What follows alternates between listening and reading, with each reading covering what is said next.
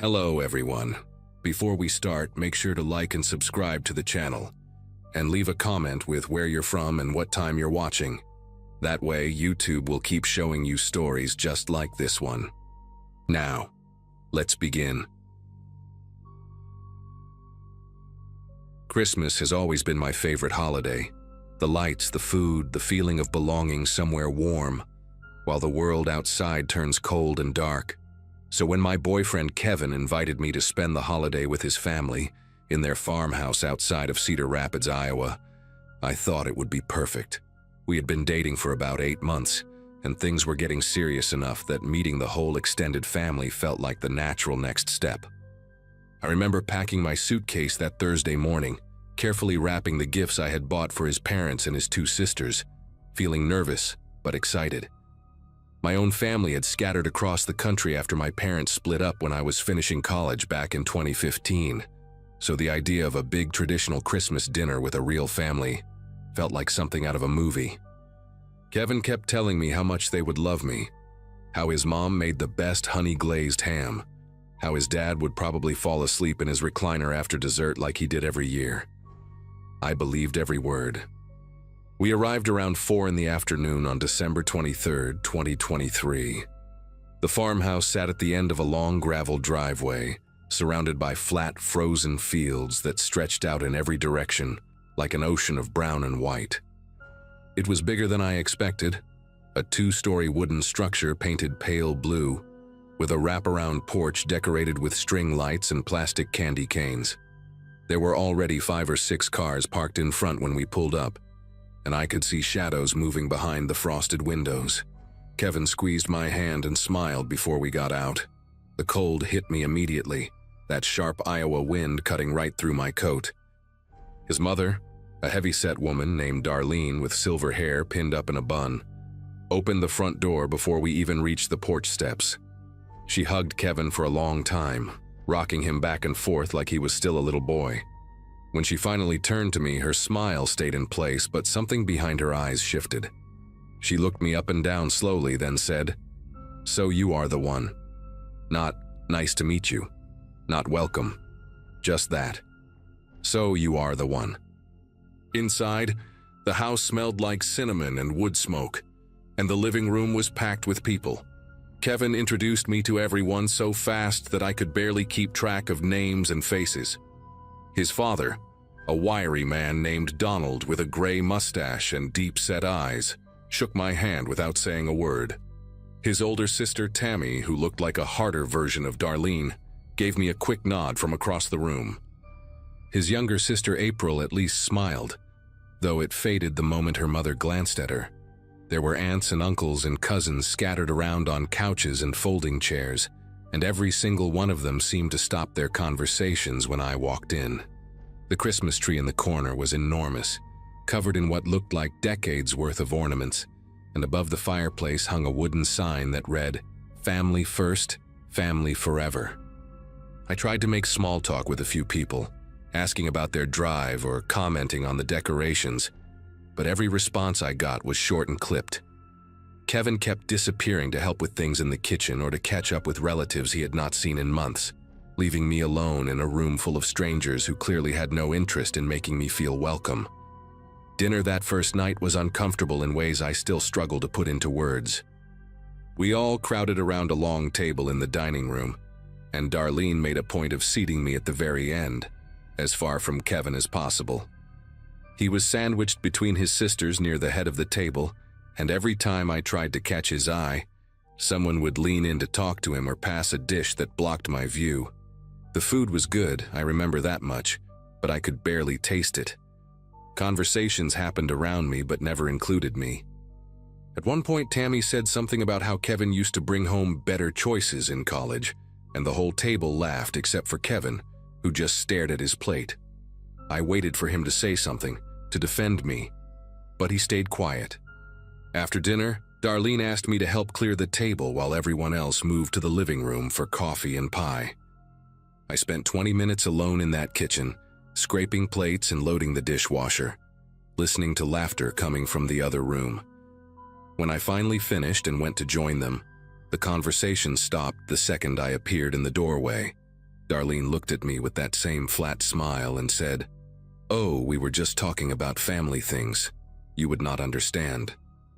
That night, Kevin and I slept in his old childhood bedroom, a small room on the second floor with faded posters of basketball players still taped to the walls.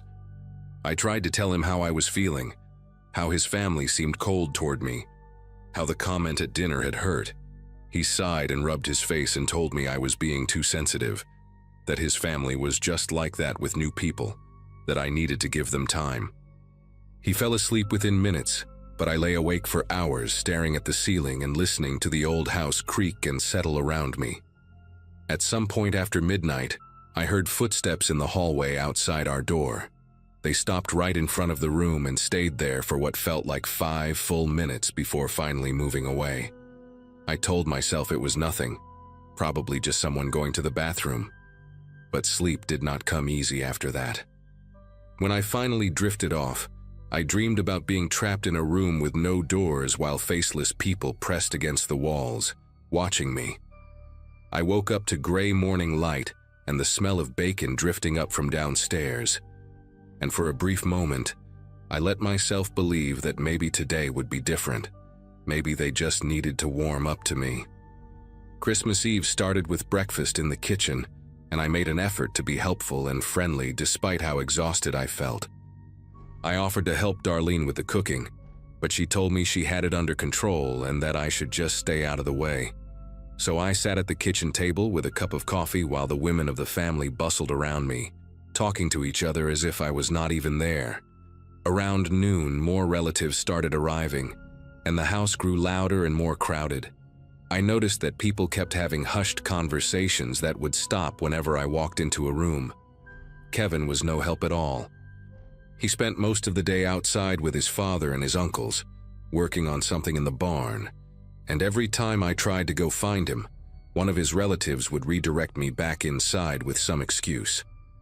By late afternoon, I had this growing sense of dread building in my chest, like something was coming that I could not see. The way they kept looking at me when they thought I was not paying attention. The way Tammy had started writing things down in a little notebook every time I said something. The way Donald had taken my car keys off the hook by the front door and slipped them into his pocket when he thought no one was watching. I saw it happen. I saw it and I said nothing because I kept telling myself I was imagining things. It happened after dinner, around 8 o'clock. We had just finished eating, and I was helping April carry dishes to the kitchen when Darlene appeared in the doorway and told me that the family wanted to have a conversation with me in the living room. Her voice was calm, almost pleasant, but there was something underneath it that made every muscle in my body tighten. I followed her out, expecting maybe an awkward attempt at bonding or some kind of holiday tradition I did not know about. Instead, I walked into a room where every single member of Kevin's family was seated in a circle of chairs, and there was one empty chair in the middle facing all of them. The Christmas tree lights blinked red and green behind them. The fire crackled in the fireplace, and Kevin sat between his mother and his father, not looking at me. Darlene gestured to the empty chair and said, "Sit down, sweetheart. We need to talk about some concerns." My legs moved before my brain could catch up, and suddenly I was sitting in that chair, surrounded by 15 or 16 people all staring at me with expressions that ranged from cold to openly hostile. The front door was behind me, but when I glanced back, I saw that one of Kevin's uncles, a huge man named Bert with hands like dinner plates, had positioned himself directly in front of it. Tammy spoke first. She opened her little notebook and started reading from it like she was presenting evidence in a courtroom. She listed dates and incidents, things I had apparently done wrong over the past 8 months. The time I convinced Kevin to skip his mother's birthday dinner because we had concert tickets. The way I had been monopolizing his weekends so he could not come home to help with the farm. How I had changed his diet, his sleep schedule, his priorities. She said I was isolating him from his family, that I was manipulating him, that I was trying to turn him against the people who had loved him his whole life. Each accusation hit me like a punch to the chest. I tried to respond, tried to explain that Kevin had made his own choices, that we were building a life together in the city, that none of this was some sinister plan. But every time I opened my mouth, someone else would cut me off. Donald talked about how Kevin used to call home every Sunday, and now they were lucky to hear from him once a month. Darlene cried actual tears as she described how her baby boy was slipping away from her. An aunt whose name I never learned called me a snake. The word hung in the air like smoke. A snake. And through all of it, Kevin just sat there, hunched forward with his elbows on his knees, staring at the floor and saying absolutely nothing. After about an hour of this, I finally found my voice. I stood up from the chair and said I was done, that I was not going to sit here and be attacked, that I wanted to leave. The room went quiet. Darlene exchanged a look with Donald, and then Donald reached into his pocket and pulled out my car keys. He held them up, letting them dangle from his fingers, and said, "You are not going anywhere until we finish this conversation." I asked for my keys back. I tried to keep my voice steady, but I could hear it cracking. He just shook his head slowly, like I was a child who did not understand the rules. I turned to Kevin, begging him with my eyes to do something, to say something, to stand up and tell his family that this was insane. He finally looked at me, and for a second I thought I saw something like guilt in his expression. But then Darlene put her hand on his arm and whispered something in his ear, and he looked away again. That was the moment I realized I was completely alone in that house. I pulled out my phone to call someone, anyone, maybe my friend Lisa back in the city, or even the police. But before I could even unlock the screen, Bert was standing right next to me. He did not grab me or touch me, but he leaned in close and said in this low, rumbling voice, "Put that away. We handle things the old-fashioned way in this family. You do not want to see what that means." The next 2 hours were the longest of my life. They made me sit back down in that chair, and one by one, each family member took their turn telling me everything that was wrong with me. My job, my clothes, the fact that I did not go to church, the way I laughed too loud, how I apparently looked at Kevin's father the wrong way at dinner. They had a whole list of conditions I would need to agree to if I wanted to stay with Kevin. I would need to move closer to the farm. I would need to attend Sunday dinners every single week. I would need to ask Darlene's permission before making any major decisions that affected Kevin. They had printed it all out on a piece of paper, like a contract, and Tammy slid it across to me with a pen. I stared at that paper for a long time. The fire had burned down to embers. The Christmas tree lights kept blinking their cheerful pattern. Outside, I could hear the wind howling across those frozen fields, and I thought about how far away the nearest neighbor must be, how no one would hear me if I screamed. I looked at Kevin one more time, searching for any sign that he would help me, that he would stand up for us. He would not even meet my eyes. So I picked up the pen, and then I set it back down and said, "No." The silence that followed was deafening. Darlene's face went from shocked to furious in the span of a heartbeat. She started to say something, but I did not let her finish. I stood up so fast that the chair tipped over behind me, and I started talking loud enough that my voice filled the whole room.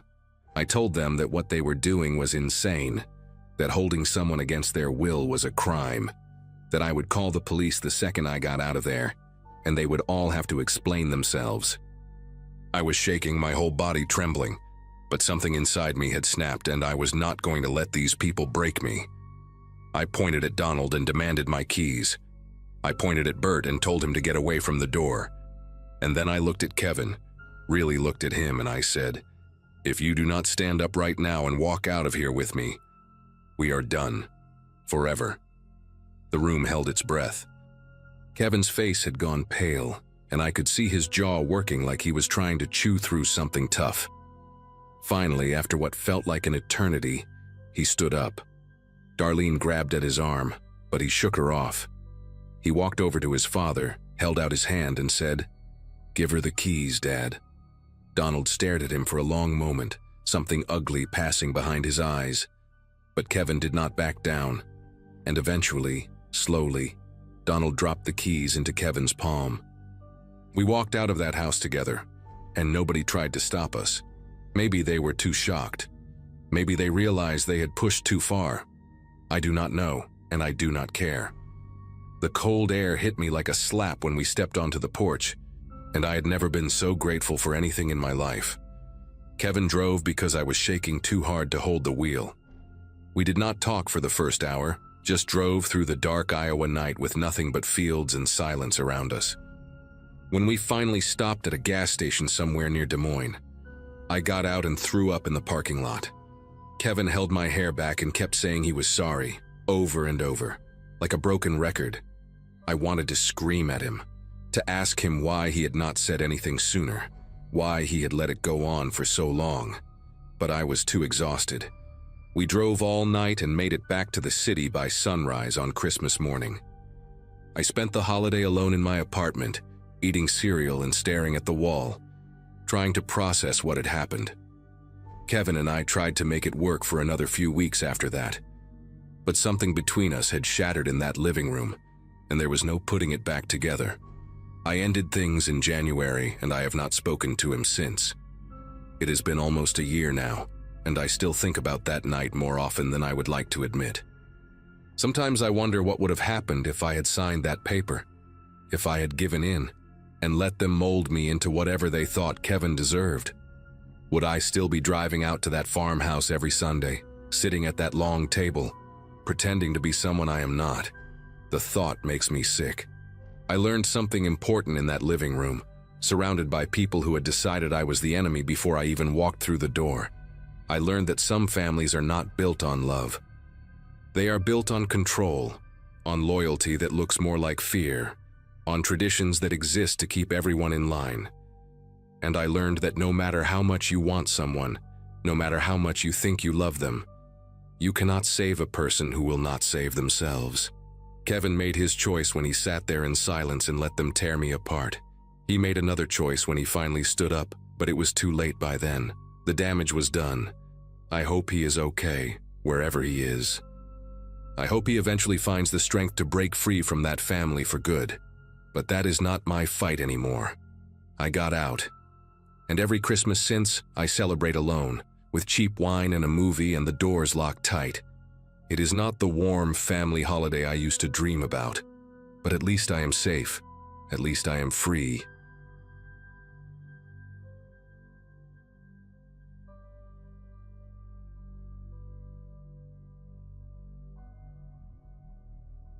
Every year since I was a kid, December 24th meant the same thing. Chaos, laughter, and falling asleep to the smell of pine needles and cinnamon. But after what happened in 2023, that date now carries a weight I cannot shake. My wife Stephanie and I had just bought our first house in a quiet suburb outside Denver, Colorado. A split level with a big backyard where our two kids, Harper and Miles, could finally have room to run around. We had moved in during October, and I remember thinking how perfect it would be to host our first real Christmas there. My parents came over on Christmas Eve, along with Stephanie's sister and her husband. We did the whole thing: eggnog, caroling on the TV, the kids leaving cookies out for Santa. Everyone left around 11, and by midnight, Stephanie and I had finished placing all the presents under the tree. I was 34 that December, finally feeling like I had my life together, like I had built something worth protecting. We went to bed exhausted but happy, the kind of tired that comes from a good day spent with people you love. I woke up at 2:14 in the morning. I know the exact time because I checked my phone the second my eyes opened, annoyed at myself for waking up when I had maybe 4 hours before the kids would come bursting into our room.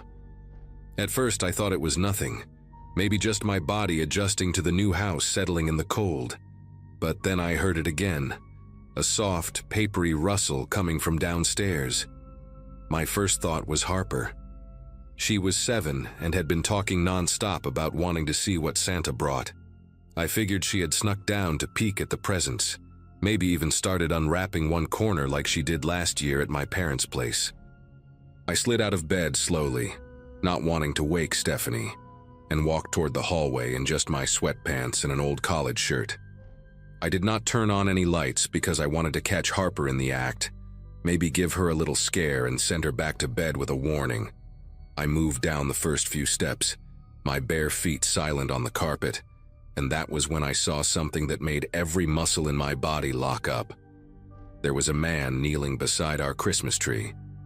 He had his back to me, hunched over the pile of presents, and he was using some kind of blade to slice through the wrapping paper with careful, deliberate movements. He wore dark clothing and a red Santa hat that looked absurd and terrifying at the same time, the white pom-pom bobbing slightly as he worked. For a second, my brain refused to process what I was seeing. I thought maybe I was dreaming, or maybe one of our relatives had come back for something they forgot. But then the man shifted, and I saw the way he moved. Methodical, practiced, like he had done this many times before. He was not rushing. He was not nervous. He was sorting through my children's Christmas presents like he had all the time in the world, and that calmness was more frightening than anything else. I pressed myself against the wall of the stairwell, trying to become invisible, trying to think. My phone was upstairs on the nightstand. Stephanie was asleep. My kids were asleep. And there was a stranger in my living room with a knife. I took one slow step backward, placing my foot carefully on the stair behind me, when movement at the edge of my vision made me turn my head. There was a second figure on the staircase, maybe 8 steps below me, climbing toward the bedrooms. This one was bigger, broader, wearing a dark hoodie with the hood pulled up. He had not seen me yet because he was focused on the stairs ahead, moving with that same eerie patience as his partner downstairs. My heart was slamming so hard I could feel it in my throat. I had maybe 2 seconds before he looked up and saw me standing there in the dark. I thought about my daughter sleeping in her room with the door cracked open because she was afraid of the dark. I thought about my son, only 4 years old, clutching his stuffed dinosaur. I thought about Stephanie, completely unaware that 2 strangers had entered our home while we slept. In that moment, I was not brave. I was not a hero. I was a father who realized that everything he loved was in danger, and I had no idea what to do. I did the only thing that made sense. I moved. Not down toward the man by the tree, but up, as fast and as quietly as I could manage. The figure on the stairs was still looking down at his feet, watching his steps, and I used those precious seconds to slip back into the upstairs hallway. My pulse was roaring in my ears so loud I was certain they could hear it. I ducked into the bathroom across from our bedroom and pressed myself behind the door, leaving it open just a crack so I could see the top of the stairs. I needed to think. I needed a plan. The baseball bat I kept in the closet seemed impossibly far away now, in the bedroom where Stephanie was sleeping. If I woke her up, she might make noise. If I went for the bat, the man on the stairs might reach the hallway before I got back. Every option felt like a trap. Through the crack in the bathroom door, I watched the dark shape of the hooded figure reach the top step. He paused there, his head turning slowly as he scanned the hallway, and I held my breath until my lungs burned. He moved toward Harper's room first. Her door was the closest to the stairs, and she always left it open a few inches because of the nightlight in the hallway.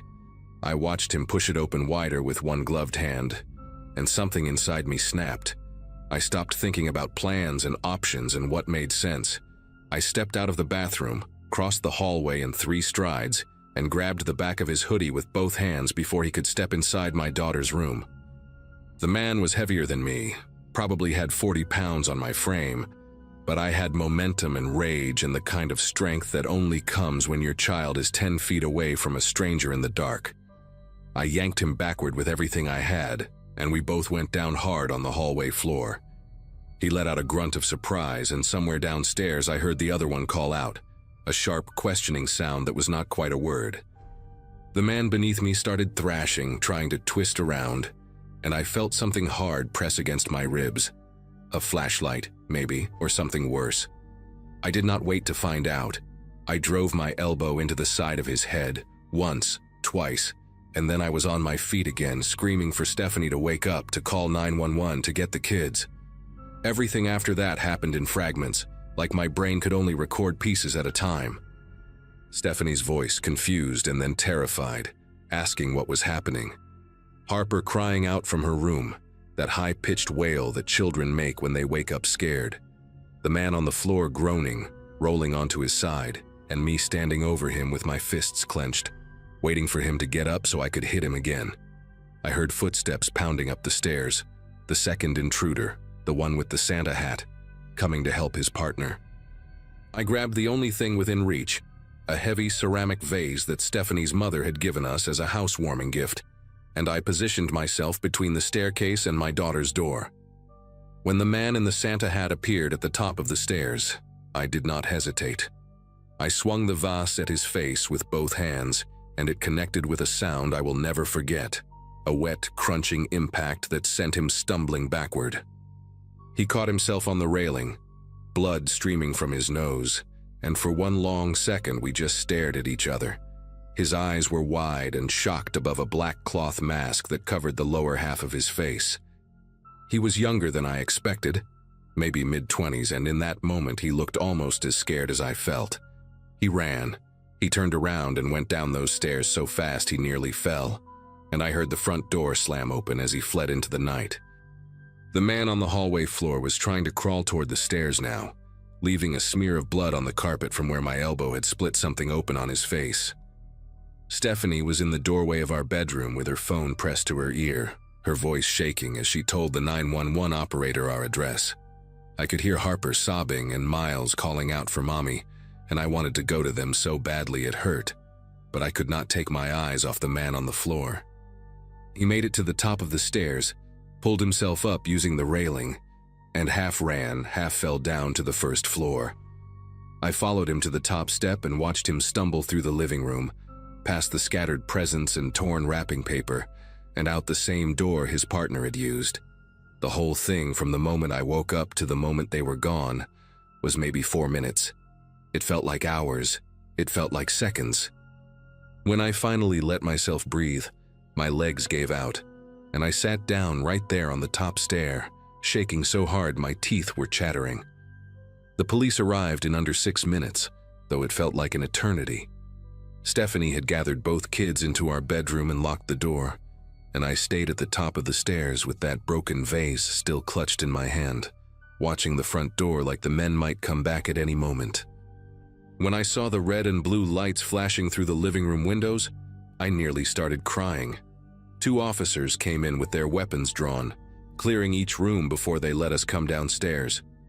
Harper would not stop shaking, and Miles kept asking why there was blood on the floor, and I did not have any answers that a 4-year-old could understand.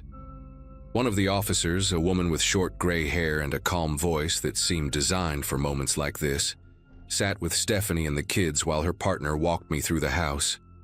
That was when we found the window. It was in the small guest bathroom on the first floor, the one we barely used, tucked behind the laundry room. The window was wide open, the screen removed and placed neatly against the wall outside. My brother-in-law had used that bathroom during the party, and when I checked, I realized the lock had never been turned after he left. Such a small thing. Such a stupid, simple oversight. And 2 strangers had slipped through it while my family slept upstairs. The officers told me we were lucky. They said home invasions on Christmas Eve were more common than people think. Criminals know that houses are full of new electronics, jewelry, cash gifts, and families are distracted by celebration. They know that guests come and go, that doors and windows get opened and forgotten, that the noise of a party can cover almost anything. They also told me that most burglars run the moment they realize someone is home. That confrontation is the last thing they want. I kept thinking about what would have happened if I had not woken up, if that rustling paper had not pulled me out of sleep. The man with the Santa hat had been sorting through presents to find the most valuable items, probably electronics and gift cards, things that are easy to carry and easy to sell. But his partner had been heading upstairs.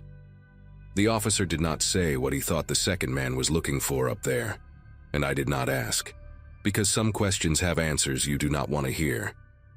They took our statements, photographed the blood on the carpet, and the broken vase and the open window, and told us that detectives would follow up in the morning. By the time they left, it was almost 5 in the morning, and the sky outside was starting to turn gray with the first light of Christmas Day. We did not open presents that morning. Harper asked once in a small voice if Santa had still come, and I had to walk into the kitchen so she would not see my face. Stephanie handled it better than I did. She always does. And somehow convinced the kids that we would do Christmas later, that right now we needed to rest and be together. We spent the morning huddled on our bed, all four of us, watching cartoons on Stephanie's laptop while I kept glancing at the bedroom door. I had pushed our dresser in front of it, which was probably ridiculous since the intruders were long gone, but I could not stop myself. Every creak of the house made my heart race. Every shadow in the hallway looked like a figure in a hood. The kids eventually fell asleep around noon, exhausted from the disrupted night, and Stephanie and I just sat there holding each other without speaking. I kept replaying every moment in my head, thinking about all the ways it could have gone differently. What if the man on the stairs had been faster? What if he had been armed with something worse than whatever I felt against my ribs? What if I had not woken up at all? The thoughts spiraled and spiraled until Stephanie squeezed my hand and told me to stop, that we were okay, that everyone was safe. She was right, but knowing that did not make the fear go away. They caught them 3 days later. A neighbor 2 streets over had a doorbell camera that recorded the men fleeing down the sidewalk, and the footage was clear enough to show their faces once they pulled off their masks while running to their car. The one I hit with the vase was 23 years old, a guy named Ronald Becker, with a string of prior burglary charges in 3 different states. His partner was his cousin, 19. No prior record, but plenty of connection to stolen goods that police found when they searched their apartment. They had hit 4 other homes that same week, all in neighborhoods where holiday parties made for easy targets. During the investigation, a detective told me something that still keeps me up at night. He said that based on what they found in the cousin's apartment, zip ties, duct tape, a handgun that the younger one had left in their car that night, there was a possibility they had been planning to do more than just steal presents. He could not say for certain what their intentions were, and neither of them confessed to anything beyond burglary. But he wanted me to know that what I did on that staircase, the decision to fight instead of hide, might have prevented something much worse. I think about that every single day. I think about how close we came to a different ending, one where I am not writing this post because I am not here to write it. We moved out of that house 6 months later. Stephanie and I agreed that we could never feel safe there again, and the kids had nightmares for months about bad men coming through the windows. We live in an apartment building now, on the 4th floor, with a security desk in the lobby and cameras in every hallway. I check the locks 3 times before bed. I sleep with a bat next to my nightstand, and every Christmas Eve, while other families are laughing and celebrating, I stay awake until dawn, listening for sounds that do not belong.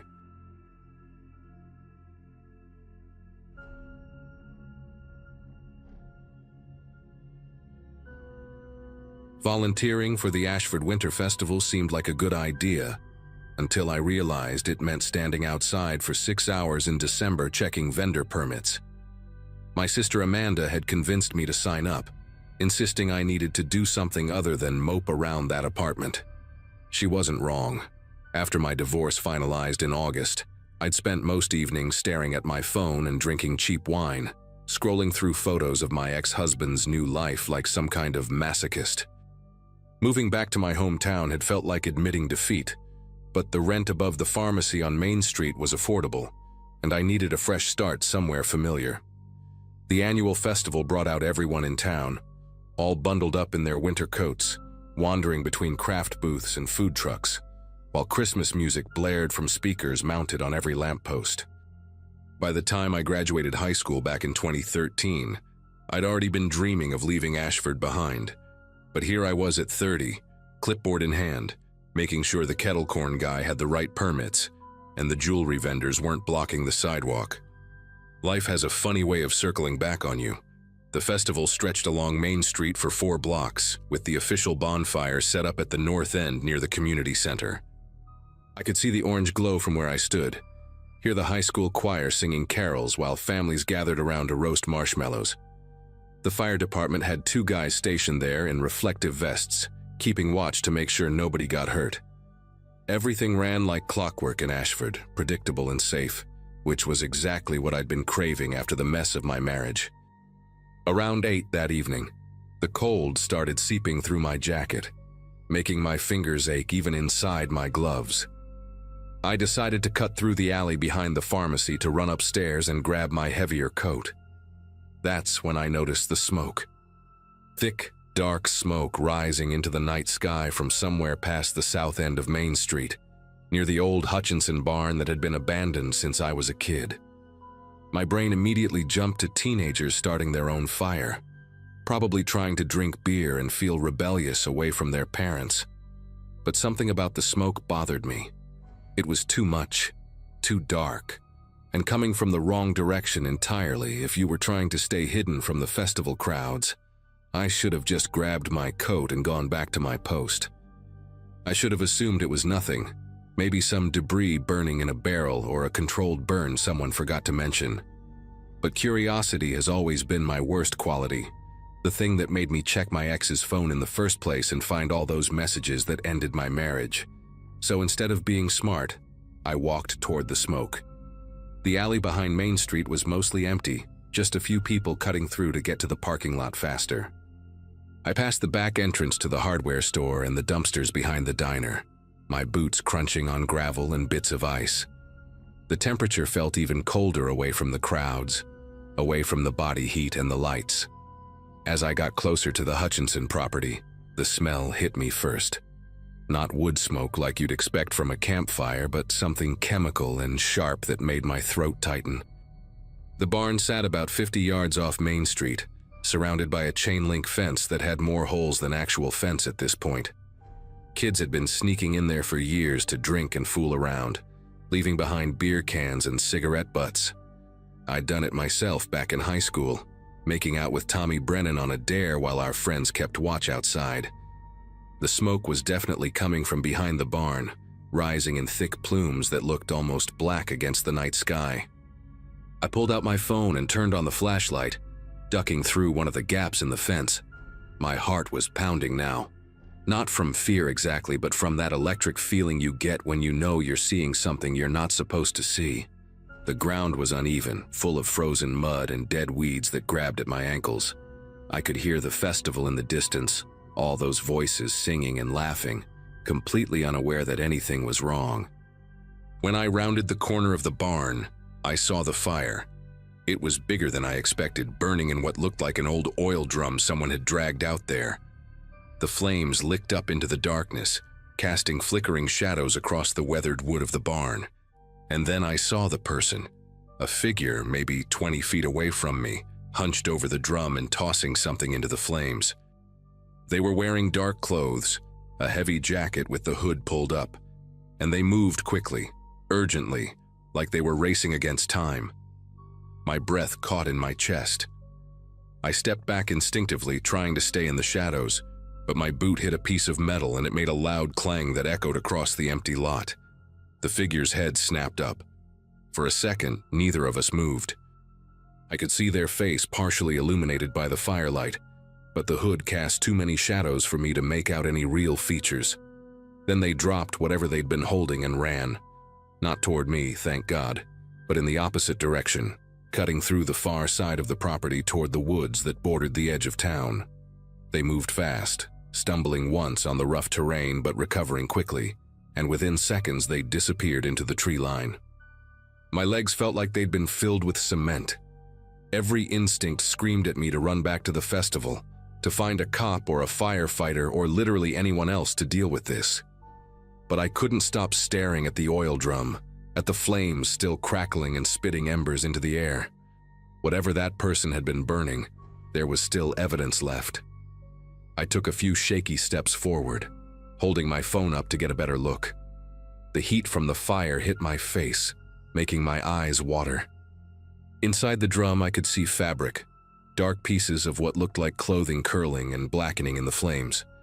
A jacket sleeve, maybe part of a shirt, something that might have been denim. My stomach turned. This wasn't teenagers burning trash or getting rid of old furniture. This was deliberate, secretive, wrong. I didn't touch anything. Every crime show I'd ever watched screamed at me not to contaminate a scene, assuming this even was a scene, and not just my paranoid brain making connections that didn't exist. But I took photos. Lots of them. The oil drum, the flames, the partially burned clothing, the footprints in the mud leading toward the woods. My hands were shaking so badly that half the pictures came out blurry, but I kept snapping anyway, documenting everything I could see. Then I heard voices. Not from the festival, but closer, coming from near the fence. Two men talking in low tones, and one of them laughed at something the other said. Panic seized my chest. I didn't know if they were connected to whoever had been burning things, or if they were just festival goers taking a shortcut, but I wasn't about to stick around and find out. I turned and walked as quickly as I could back toward the gap in the fence, trying not to run and draw attention to myself. My heart hammered against my ribs so hard I thought it might crack one. When I made it back to the alley behind Main Street, the sounds of the festival washed over me like a wave. Christmas music, children laughing, someone announcing the winners of the gingerbread house contest over a loudspeaker. Everything normal and cheerful and completely oblivious to what I'd just seen 50 yards away. I found Officer Daniels near the hot chocolate stand, talking to someone's grandmother about parking violations. He'd been on the Ashford police force for as long as I could remember, one of those guys who seemed born to wear a uniform and hand out stern warnings to teenagers. When I approached him, my voice came out higher than I intended, breathless and shaky. I told him everything: the smoke, the figure, the burning clothes, the way they'd run into the woods. He listened with his arms crossed, his expression shifting from polite interest to something more serious as I pulled up the photos on my phone. The images looked even worse on the small screen, the flames bright and angry, those charred pieces of fabric clearly visible. Daniels told me to stay put and radioed for backup, his voice calm but clipped in that way cops have when they're trying not to alarm civilians. Within 10 minutes, 2 more officers arrived, and they headed toward the Hutchinson property with flashlights and radios crackling. Daniels asked me to come down to the station after the festival ended to give a formal statement. I nodded, still feeling like my chest was filled with ice water. Amanda found me 20 minutes later asking why I looked like I'd seen a ghost. I couldn't even begin to explain. The festival wound down around 11, families packing up their kids and heading home to wait for Santa. I drove to the police station in my beat-up sedan, the Christmas lights on Main Street feeling surreal and almost mocking now. The station was a small brick building that smelled like burnt coffee and industrial cleaner. I sat in a hard plastic chair and gave my statement to Daniels and another officer, a younger woman named Hayes, who took notes on a laptop. They asked me to describe the figure I'd seen in as much detail as possible: height, build, clothing, anything distinctive, but I had almost nothing useful to give them. Average height, maybe. The hood had obscured everything. They moved quickly, but not like an athlete, just someone desperate. Hayes asked if I'd noticed any cars parked nearby, any sounds other than the fire. I hadn't. I'd been too focused on not getting caught myself. When they finished with me, Daniels walked me to the door and told me they'd secured the scene and would investigate thoroughly in the morning. His tone was professional, but I could see something in his eyes, a tightness around his mouth that told me he was taking this seriously. I drove home and didn't sleep. Every time I closed my eyes, I saw those flames and that hooded figure disappearing into the darkness. The news broke before I even woke up on Christmas morning, though calling what I did sleeping would be generous. My phone started buzzing around 7 with texts from Amanda, from people I hadn't talked to in months, all asking the same thing. "Did you hear about Stephanie Carr?" I sat up in bed, my whole body aching from tension, and opened the group chat where half the town seemed to be losing their minds. Stephanie Carr, 41 years old, lived on Oakmont Avenue with her husband and their teenage son. She'd been at the festival the night before, working one of the craft booths selling handmade candles. Her husband reported her missing around 6 in the morning when he woke up and realized she'd never come home. Her car was still parked on Main Street where she'd left it. Her phone went straight to voicemail. Nobody had seen her since around 8 the previous evening, right around the time I'd been standing behind that barn watching someone burn clothes. My mouth went dry. I called Daniels immediately, my fingers fumbling with the phone. He picked up on the second ring and his voice sounded exhausted. He told me they were already looking into possible connections, that I needed to come back to the station as soon as possible. The police station was completely different from the night before. Now it was full of people, officers moving quickly between rooms, phones ringing constantly, someone setting up a command board with photos and timelines. Hayes met me at the entrance and brought me to a small interview room that smelled like stale air and anxiety. Daniels came in a few minutes later with a folder under his arm and dark circles under his eyes that told me he hadn't slept either. He laid out photos on the table between us. Crime scene photos from the Hutchinson property, taken in daylight. The oil drum, now cold and empty except for ash. And there, among the debris, clearly visible in the harsh light of the camera flash, were the remnants of clothing. A burnt piece of fabric with a distinctive pattern, blue and white checks. Daniels pulled out another photo, this one from Stephanie's husband. Showed Stephanie at the festival the night before, smiling at the camera, wearing a blue and white checkered flannel shirt, the same pattern. My vision swam for a second. Daniels asked me to look at the photos I'd taken the night before again, to see if I noticed anything else now that I knew what we were looking for. I scrolled through them slowly, my stomach churning. In one of the shots, partially obscured by smoke, you could see something else in the flames. What looked like the strap of a purse, the corner of a leather bag. Stephanie's booth had been selling candles in handmade bags. The investigation moved fast after that. Daniels brought in state police because Ashford didn't have the resources for something this serious. And suddenly, our tiny town was crawling with detectives and forensic teams. They combed through the Hutchinson property for 2 full days, collecting ash samples and photographing every footprint they could find. The story spread like wildfire. Excuse the expression. Everyone had a theory. Some people thought Stephanie had run off with another man and staged her own disappearance. Others whispered about her husband, about how he'd seemed too calm when he reported her missing. How marriages always look perfect from the outside until they don't. I knew better. I'd seen someone actively destroying evidence. Someone who'd chosen that exact night because they knew the whole town would be distracted by Christmas carols and hot chocolate. The festival had provided perfect cover. Hundreds of people moving around, cars parked everywhere. Everyone focused on anything except what was happening 50 yards away in the darkness.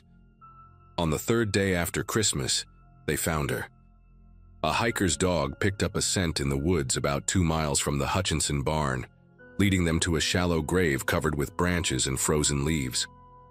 Stephanie Carr had been strangled. The medical examiner estimated time of death around 8:30 on the night of the festival, maybe an hour after she was last seen. My photos, as blurry and amateur as they were, became crucial evidence in establishing a timeline.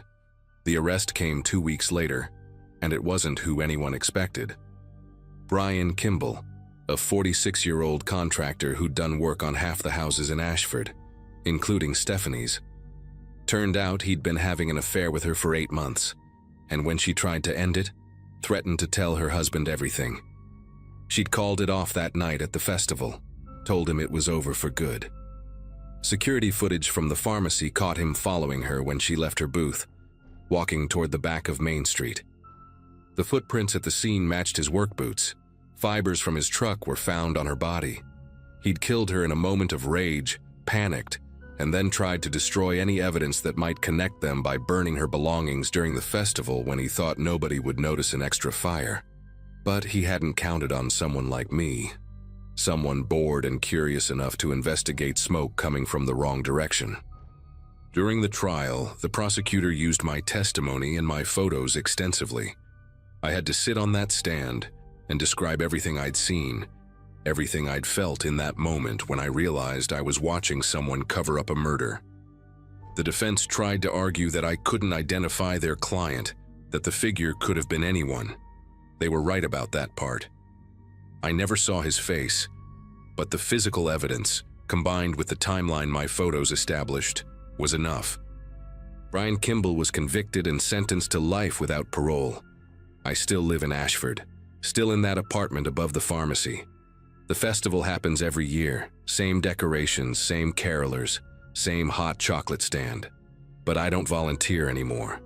I can't walk past the Hutchinson property without feeling sick, even though they tore down the barn last spring and turned it into a community garden. Sometimes people recognize me around town, the woman who saw something and actually did something about it, and they treat me like some kind of hero. But I don't feel heroic. I feel like I accidentally stumbled into someone else's nightmare and barely escaped with my sanity intact. Stephanie's son graduated high school last year. I saw the announcement in the local paper, saw his mother's name listed in memoriam. He'll grow up knowing his mom was murdered by someone she trusted, someone who pretended to care about her. That kind of betrayal doesn't just kill the victim, it kills something in everyone who loved them too. My sister still asks me to get out more, to stop isolating myself, but she doesn't understand that some things change you in ways you can't explain. I learned that evil doesn't look like a monster or announce itself with warning signs. Sometimes it looks like a contractor in a work jacket, someone your neighbors trust to fix their roof or remodel their kitchen, someone who can smile at you in the hardware store and then strangle a woman to death an hour later because she wouldn't do what he wanted. That's the part that haunts me most. Not what I saw that night, but how ordinary it all was. How easily it could have gone completely unnoticed if I'd just minded my own business and grabbed my coat like I planned. Termine.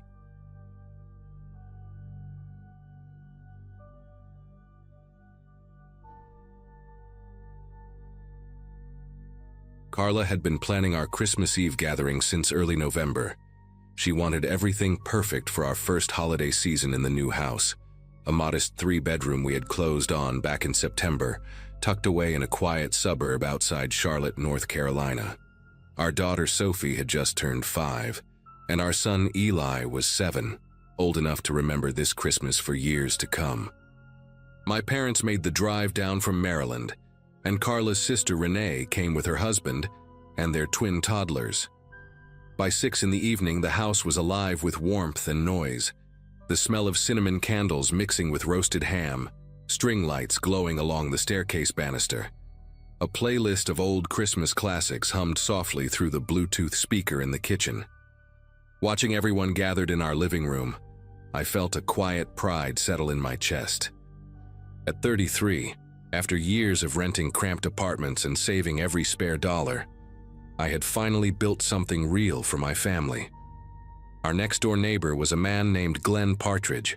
He lived alone in a tan brick house with overgrown hedges and a permanent collection of Amazon boxes stacked by his front door. I had spoken to him maybe 4 times since we moved in, and each conversation left me feeling slightly unsettled without being able to pinpoint exactly why. He was somewhere in his late 50s, with thinning gray hair and deep-set eyes that always seemed to be looking past you rather than at you. He never smiled, never waved from his driveway, and once, when Sophie's soccer ball rolled onto his lawn, he stood at his window watching us retrieve it for a full minute before slowly pulling the blinds shut. Carla told me I was being paranoid, that some people were just private. I wanted to believe her. That Christmas Eve, around 7 in the evening, I noticed Glenn standing at the edge of his property, staring at our house as guests arrived. He was wearing a brown jacket despite the cold, and he just stood there, motionless, watching car after car pull into our driveway. I tried to push Glenn out of my mind as the evening went on. The kids were running between the living room and the hallway, chasing each other with foam swords Eli had gotten as an early gift. My father was telling his old army stories to Renee's husband, who nodded politely while nursing a glass of bourbon. Carla and her sister were in the kitchen, laughing about something from their childhood, and my mother was rocking one of the twins in the corner armchair. The volume inside the house was never excessive, just the natural hum of a family enjoying themselves. We kept the music low enough that we could talk without shouting. By 9 o'clock, the kids were getting tired, and we started winding things down. Sophie fell asleep on the couch, and Eli was fighting to keep his eyes open while watching a Christmas movie on the television. I stepped outside briefly to grab more firewood from the pile beside the garage, and that was when I saw Glenn again. He was standing on his front porch now, arms crossed, staring directly at me. I raised my hand in an awkward wave, but he did not respond. He just kept staring. Around 10, I got a notification on my phone from our front door camera. We had installed a Ring doorbell a few weeks after moving in, mostly because Carla wanted to see package deliveries. I opened the app and felt my chest tighten. The camera showed Glenn pacing back and forth on the sidewalk in front of our house, maybe 15 feet from our property line. His movements were erratic, jerky, like he was arguing with someone who was not there. I could see his lips moving rapidly, but the audio was hard to make out over the ambient noise. I turned up the volume on my phone and pressed it against my ear, trying to catch what he was saying. His voice came through in fragments, distorted but unmistakable. He kept repeating something about people disrespecting him, about how nobody takes him seriously, about how he was done being ignored. And then, as he turned slightly toward the streetlight, I saw it clearly. There was a handgun tucked into the waistband of his jeans, the black metal glinting under the pale yellow glow. I showed the video to Carla in the kitchen, keeping my voice low so the others would not hear. Her face went pale as she watched Glenn pace and mutter, and when I pointed out the gun, she grabbed my arm hard enough to leave a mark. We debated calling the police right then, but part of me hesitated. Glenn had not actually done anything illegal yet. He was on a public sidewalk, and North Carolina is an open carry state. I kept telling myself that maybe he was just having a bad night. Maybe he would go back inside and sleep it off. But then another notification came through, and when I checked the camera again, Glenn was standing completely still now, facing our front door.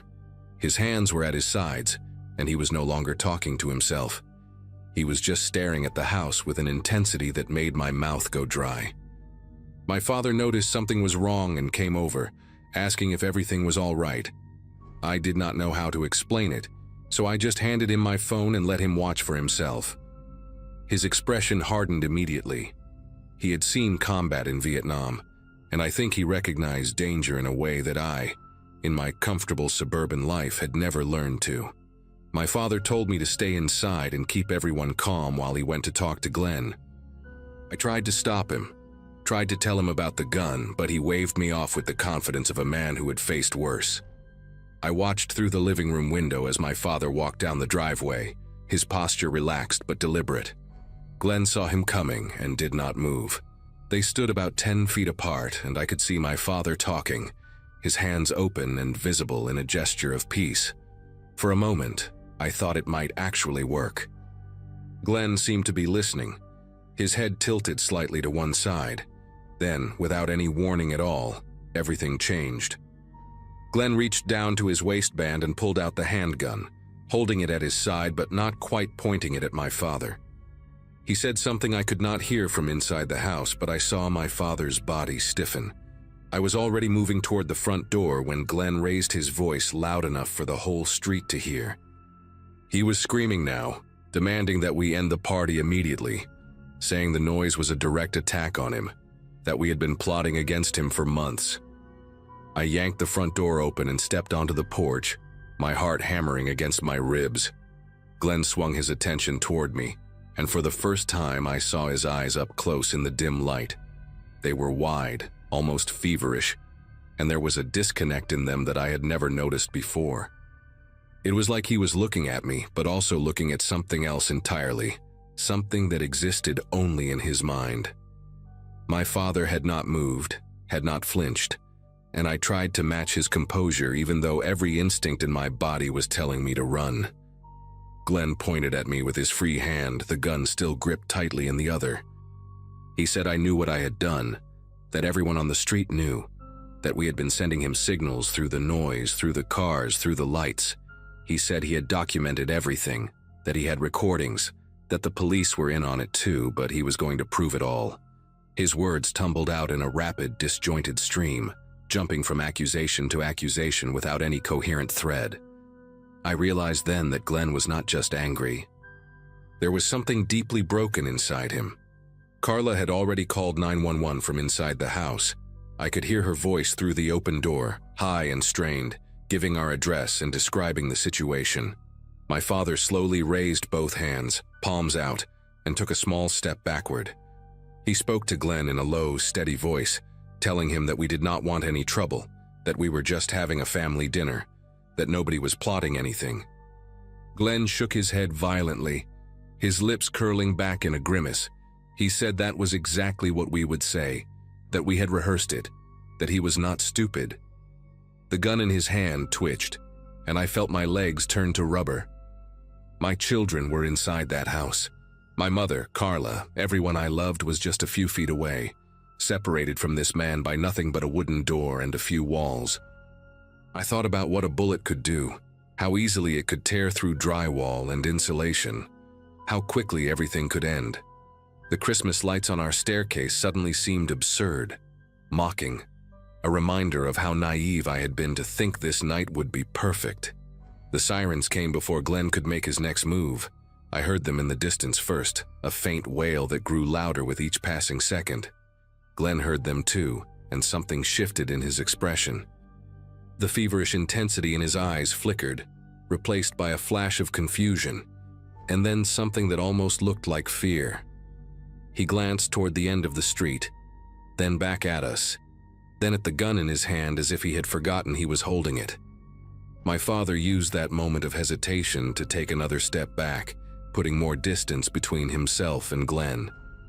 I stayed perfectly still on the porch, afraid that any sudden movement might snap Glenn back into whatever dark place his mind had been occupying. The police cruiser appeared at the corner, its red and blue lights painting the houses in alternating colors. A second cruiser followed close behind. Glenn lowered the gun to his side but did not drop it, and I could see his jaw working, his teeth grinding together as he processed what was happening. Part of me expected him to run, or worse, to start shooting. Instead, he just stood there, frozen, like a man waking up from a nightmare and realizing he was still inside it. The officers approached with their weapons drawn, shouting commands that echoed through the quiet neighborhood. Glenn dropped the gun onto the sidewalk, and for a moment he looked almost relieved, like a weight had been lifted from his shoulders. They cuffed him quickly and efficiently, and as they led him toward the cruiser, he turned his head and looked directly at me. There was no anger in his expression anymore, no accusation, just a hollow emptiness that made me feel something I did not expect to feel in that moment. Pity. One of the officers came to speak with us while his partner secured Glenn in the back seat. He was a younger guy, maybe late 20s, with a calm demeanor that suggested he had handled situations like this before. He asked if anyone was hurt, if we had the doorbell footage, if we wanted to press charges. I told him we had everything recorded and that we absolutely wanted to pursue this as far as the law would allow. He nodded and said something that stuck with me long after that night. He said Glenn had called 911 3 times that month, accusing various neighbors of plotting against him, monitoring his movements, sending coded messages through their landscaping choices. The department had flagged him as a person of concern, but without an overt threat, their hands had been tied. We went back inside after the police left, and I remember the strange silence that had settled over the house. The Christmas music was still playing softly from the kitchen speaker, but nobody was listening anymore. My mother was holding Sophie in her arms, the little girl still half asleep and unaware of what had just happened outside. Eli was sitting on the couch with wide eyes, and I knew he had seen more than I wanted him to.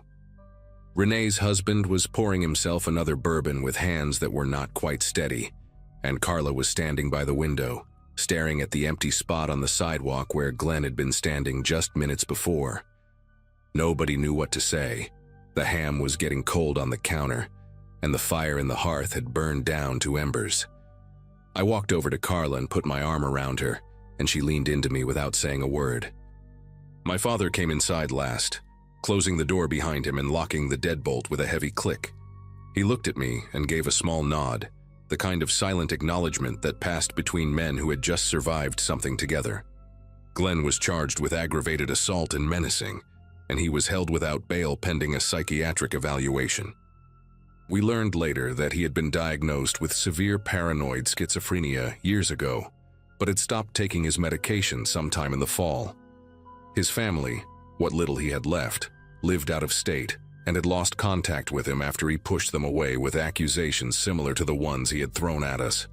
The house next door sat empty for months after that night, its overgrown hedges growing even wilder, its Amazon boxes eventually cleared away by a property management company.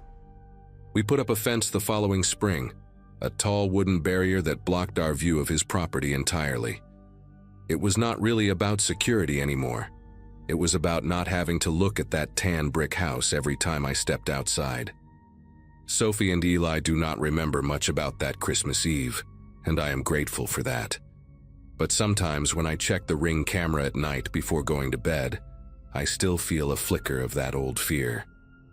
I scroll through the footage quickly, just to make sure there is no one standing on the sidewalk, staring at our door.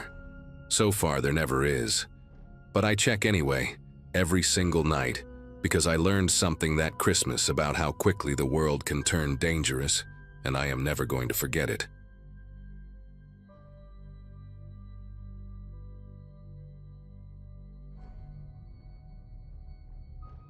My daughter Molly had begged me to leave the Christmas lights on overnight.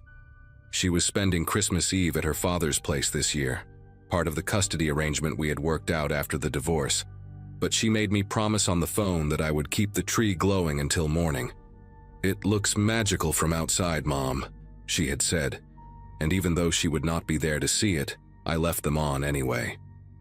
I had moved into this small craftsman home in Tacoma, Washington, 8 months earlier, right after everything was finalized. The house had a stone fireplace that the realtor described as a rare find, and I had filled the mantel with stockings and garland because decorating for one felt less pathetic if I really committed to it. That Christmas morning, I woke before my alarm, somewhere around 5, to a sound I could not immediately place. It was a scraping noise, rhythmic and metallic, coming from somewhere on the first floor. I lay there in the darkness of my bedroom, holding my breath, trying to convince myself I had imagined it. The sound came again, and this time there was no mistaking it. My neighbor Gwen had been complaining about raccoons for weeks. They had gotten into her attic and caused all sorts of damage before animal control finally dealt with them. I assumed one had found its way into my chimney, maybe attracted by the residual warmth from the fire I'd let die out the night before. I grabbed my robe from the hook on the back of the door and slipped on my worn house slippers, not bothering with lights as I padded down the narrow hallway toward the living room. The Christmas tree cast soft colored shadows across the walls, and beneath it sat the pile of wrapped presents I had prepared for Molly's visit later that afternoon. My laptop was on the coffee table, along with the small jewelry box my mother had given me years ago. I had been sorting through old pieces the night before, trying to decide what to pass down to Molly when she got older. The scraping grew louder as I approached the fireplace, a grinding metallic sound that seemed to echo inside the flue. I knelt down on the cold hearth, leaning forward to peer up into the darkness, expecting to see the panicked eyes of a trapped animal staring back at me. What I saw instead was a black boot, a single black boot, scuffed and dirty, dangling about 2 feet above the iron grate. It was attached to a leg wrapped in red fabric, cheap, shiny polyester that caught the faint glow from the Christmas tree lights. For a moment, my brain simply refused to process what I was looking at. I remember thinking, in this absurd flash of confusion, that maybe I was still dreaming. Maybe I had not actually gotten out of bed, and this was one of those hyper-realistic nightmares that feel so vivid you can smell things. But I could smell something. Cigarette smoke, stale and clinging to whatever was coming down my chimney. The boot shifted and I heard a grunt from somewhere above it, a distinctly human sound of effort. A man was inside my chimney. A man dressed in what looked like a Santa Claus costume was trying to lower himself into my living room at 5 in the morning on Christmas Day.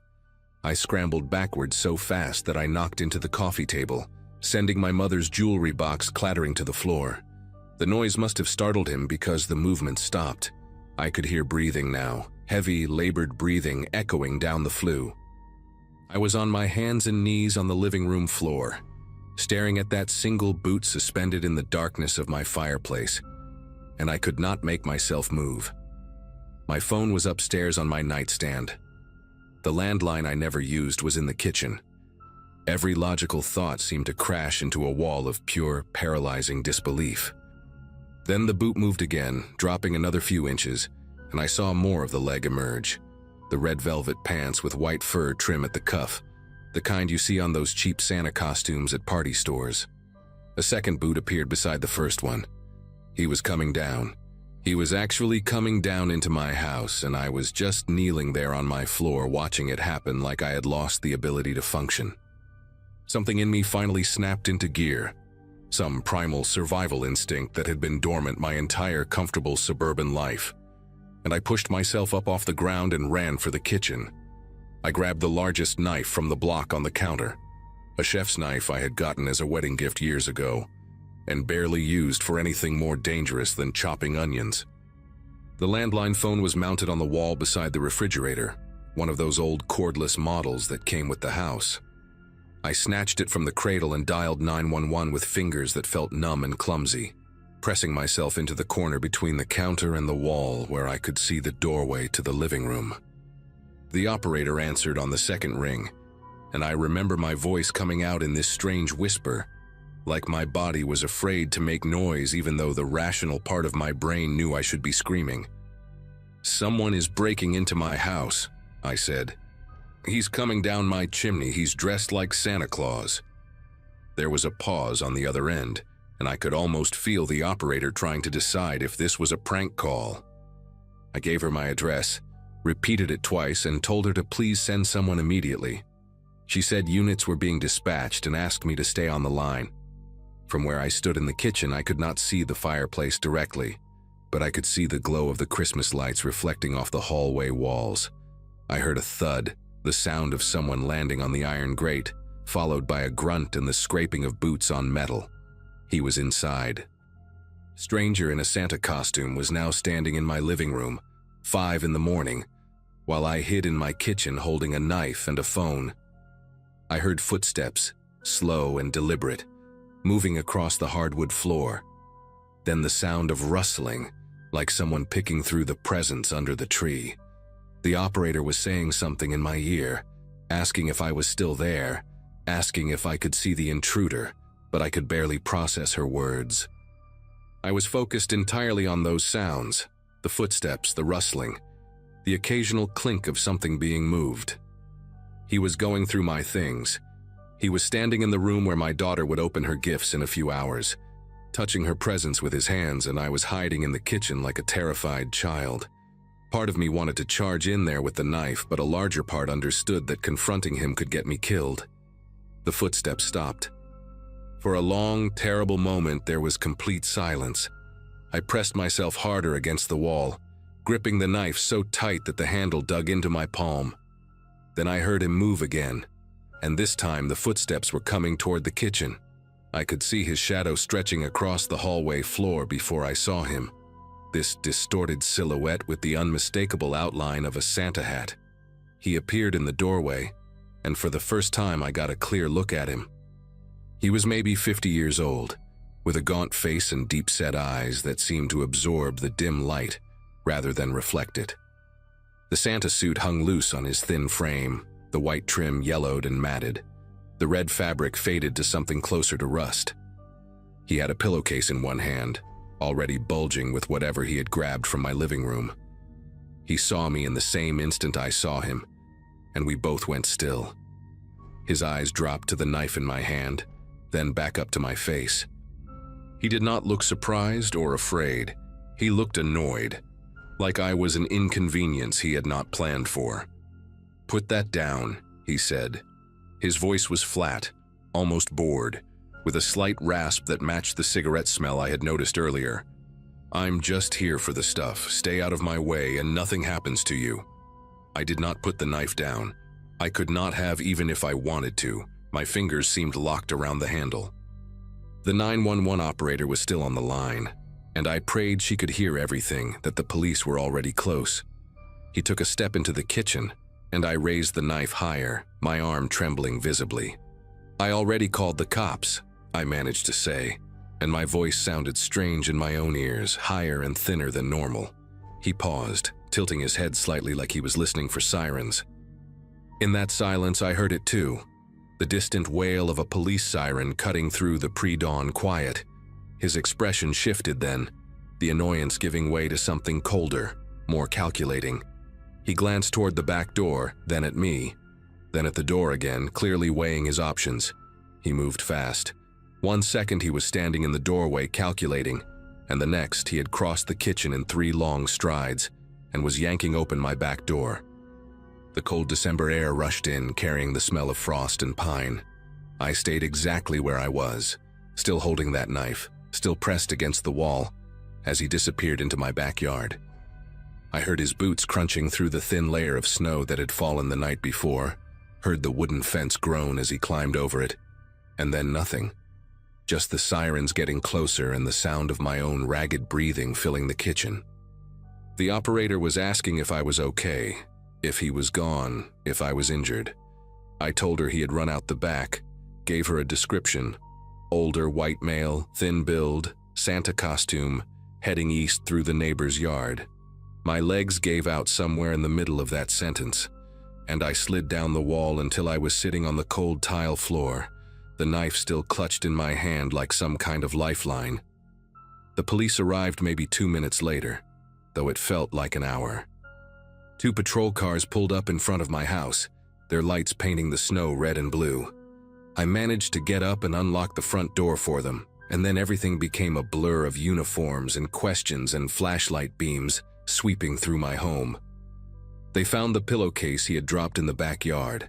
Inside were my laptop, my mother's jewelry box, 2 of the wrapped presents from under the tree, and a silver picture frame that had been sitting on my mantel. One of the officers, a woman named Ruiz with kind eyes and a calm voice, sat with me at the kitchen table while her partner checked the rest of the house. She asked me to walk her through everything from the beginning, and I did, though my account came out fragmented and scattered. The chimney, I kept saying. He came down the chimney like it was nothing. She nodded and wrote in her notepad, her expression professionally neutral, but I could see something in her eyes that told me this was not the first time she had heard something like this. They caught him 4 blocks away, still wearing the Santa suit. Officer Ruiz came back later that morning to tell me, after the sun had come up and my house no longer felt like a crime scene.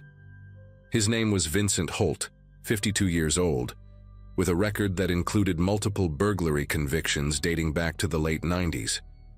What she told me next made me feel sick in a way I had not expected.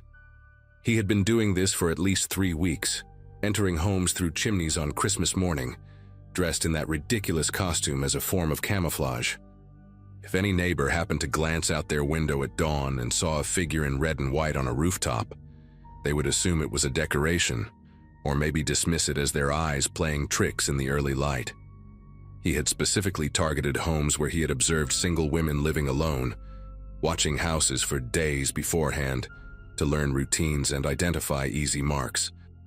Ruiz said they had connected him to at least 4 other break-ins across the Tacoma area, though they suspected there were more victims who had not reported anything because they had slept through the whole thing.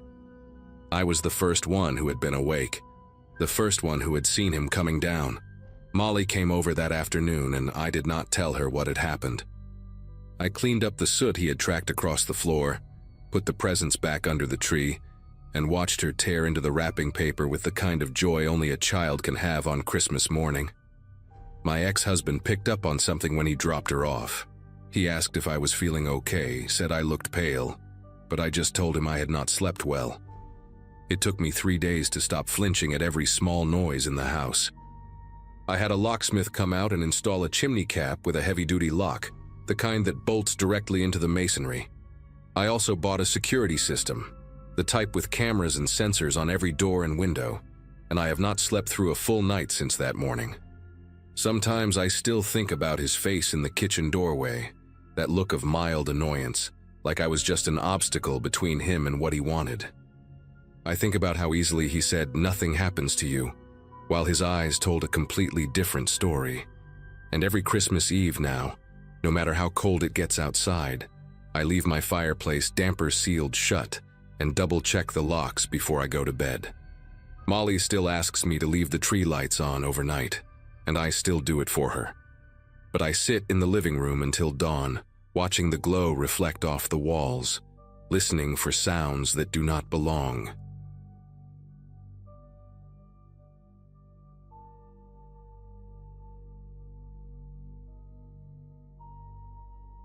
Anyone who lives in a small town knows that certain rhythms become part of your life, whether you want them to or not. When I moved to Barrington Falls 5 years after my divorce finalized, I thought the predictability would drive me insane within a month. Instead, I found myself noticing things, small things, like how old Beverly Hutchins across the street always had her Christmas lights programmed to shut off at exactly midnight, every single night from Thanksgiving through New Year's. She was meticulous about it in a way that seemed almost obsessive, but that was Beverly. Retired schoolteacher, widow for 12 years, the kind of woman who still wore pantyhose to the grocery store and kept her lawn edged like she was expecting a magazine photographer. We weren't close, but we were neighborly. She'd wave from her porch when I got home from the warehouse around 6.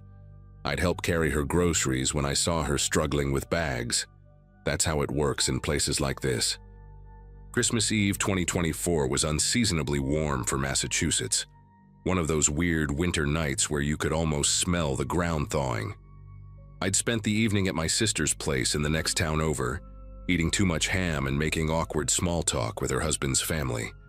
Got home around 11:30, tired and ready to collapse. I remember parking in my driveway and seeing Beverly's house across the street, absolutely covered in those old-fashioned multicolored bulbs. She had them strung along every eave, wrapped around the porch columns outlining her windows. It looked like something from a 1950s postcard. The lights were still on, but that made sense since midnight hadn't hit yet. I went inside, brushed my teeth, and fell into bed with my phone scrolling through nothing important. At some point I must have dozed off because when I jerked awake, my neck was stiff and my phone had slipped onto the floor. I reached for it and checked the time. 3:14 in the morning. The house was dark except for the streetlight filtering through my bedroom curtains, and that's when I noticed something that made me sit up fully. Through the gap in the curtains, I could see Beverly's house. Every single Christmas light was still blazing. At first I thought maybe she'd fallen asleep and forgotten to set the timer, but Beverly didn't forget things like that. She was the type who had backups for her backups. I laid there for maybe 10 minutes trying to convince myself it was nothing, that she'd probably just decided to leave them on for Christmas morning or something. But the longer I stared at those lights twinkling through my window, the more wrong it felt. Not supernatural wrong, just wrong in that gut-level way when you know something's off with a person's routine. I finally got up, pulled on jeans and the same sweater I'd worn earlier, and walked outside. The street was completely dead. No cars, no sounds except for a dog barking somewhere 3 blocks over. When I crossed the street and got closer to Beverly's house, that's when I heard it. Music. Christmas music, but cranked up so loud it was spilling out into the yard. Some choir singing about silent nights, except there was nothing silent about it. The volume was almost aggressive, like someone had turned every dial to maximum and walked away. I stood on her walkway for a second, trying to figure out what to do. The porch light was on, same as always, and through the big front window I could see her living room. The Christmas tree in the corner was lit up, those old bubble lights she probably bought in the 70s. Everything looked normal except for the music. I walked up the 3 steps to her porch, and that's when I saw it. The front door wasn't closed all the way. It was open maybe 2 inches, just enough that the jam wasn't catching, and when I got close I could feel warm air leaking out into the night. My first thought was that she'd been robbed, that someone had broken in and hurt her. My second thought was that I should call the cops and not go inside, but you know how it is when you're standing there in the moment. I called out her name instead. Beverly? Miss Hutchins? Nothing except that choir blasting away about peace on earth. I pushed the door open a little wider, enough to stick my head in, and called again. The house smelled like pine needles and something else, something sweet. Cinnamon maybe, or nutmeg. The hallway was empty. the music coming from somewhere deeper inside. I stepped all the way in, leaving the door open behind me in case I needed to run. The music was coming from the kitchen, I could tell now. One of those old CD players, probably, stuck on repeat. I moved through the hallway slowly, past the stairs and the living room entrance, and when I turned the corner into the kitchen, I stopped dead. The table was set for breakfast. Not just set, but arranged like she was expecting company. 2 plates, 2 coffee mugs, 2 cloth napkins folded into triangles. There was a plate of cinnamon rolls in the center, the kind from the bakery on Lexington Avenue, still in their cardboard container. One of the mugs had coffee in it, and when I touched the ceramic, it was barely warm, like someone had poured it maybe 30 minutes ago and then just left. The other mug was empty and clean. On the counter, the coffee maker was still on, the pot half full, the burner light glowing red. I turned it off without thinking, some automatic response to seeing something left running. That's when I noticed the CD player on top of the refrigerator, one of those old boombox things from the 90s. The same 3 songs were cycling over and over, and the volume knob was turned all the way to the right. I reached up and turned it off, and the silence that followed was somehow worse than the noise. I could hear the refrigerator humming, the clock on the wall ticking, my own breathing. I called out again, louder this time. "Beverly, are you here? It's me from across the street." My voice sounded strange in the quiet house, too loud and too thin at the same time. I walked through the downstairs, checking the living room, the dining room, the little bathroom under the stairs. Nothing. No signs of a struggle, no overturned furniture, no broken windows. Everything was neat and in its place, except Beverly was gone and her door had been open, and her coffee was getting cold on the kitchen table. I went upstairs, my heart hammering now, half expecting to find her collapsed in the bathroom or worse. But the bedroom was empty, the bed made with military precision. The bathroom was spotless. I even checked the closets, feeling ridiculous and terrified at the same time. By the time I got back downstairs, I knew I needed to call someone. I pulled out my phone and dialed 911, and when the dispatcher answered, I tried to explain the situation without sounding insane. "My neighbor's door is open and she's not home and something feels really wrong." The woman on the other end was calm, asking me questions in that practiced way they do. Had I been inside? Yes. Had I seen any signs of forced entry? No. Was the neighbor elderly? Yes, 79. Could she have gone to stay with family? Maybe. But her car was still in the driveway. I checked through the kitchen window that looked out to the detached garage, and her old Buick was sitting right there behind the glass door. The dispatcher told me to wait outside and that officers were on their way. I went back out to the porch and stood there under those blazing Christmas lights, watching the empty street and trying to make sense of what I'd seen. That breakfast table kept replaying in my mind. 2 plates. Why 2 plates? The police showed up maybe 15 minutes later. 2 cruisers rolling down the street with their lights off so they wouldn't wake the whole neighborhood. 4 officers total, and I recognized one of them from the hardware store. A guy named Jeff something who always bought the same brand of work gloves. I explained everything again while they walked through the house with flashlights, even though all the lights were on. They were in there for maybe 20 minutes, and when they came out, the older one, a sergeant with gray hair and a thick mustache, asked me when I'd last seen Beverly. I told him yesterday afternoon, around 4, when she was bringing in groceries. He wrote that down in a little notebook. Then he asked if I knew anything about her having visitors lately, or if she'd mentioned going anywhere. I said no, that we didn't talk much beyond hello and small talk about the weather. That's when the younger officer, a woman with her hair pulled back tight, mentioned something that made my chest tighten. She said a couple of neighbors had reported seeing Beverly arguing with someone in her driveway 2 days ago, on December 23rd. A man. They didn't know who. The sergeant asked me to stick around in case they had more questions, so I sat on my porch across the street while they made calls and took photos, and did whatever else police do at a potential crime scene. More cars showed up as the sun started rising, unmarked ones this time. Detectives, I assumed. By 7 in the morning, Half the street was awake and standing in their yards in bathrobes trying to figure out what was happening. I saw Janet Carmichael from 3 houses down talking to one of the officers, pointing at Beverly's house and gesturing with her hands. The officer was writing everything down. Around 8, one of the detectives, a tired-looking guy in his 50s wearing a wrinkled dress shirt, came over and asked if he could talk to me inside my house.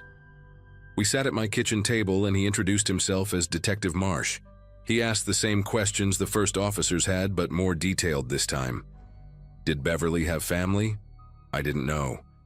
Did she seem depressed or confused lately? Not that I noticed. Had I ever seen anyone visiting her regularly?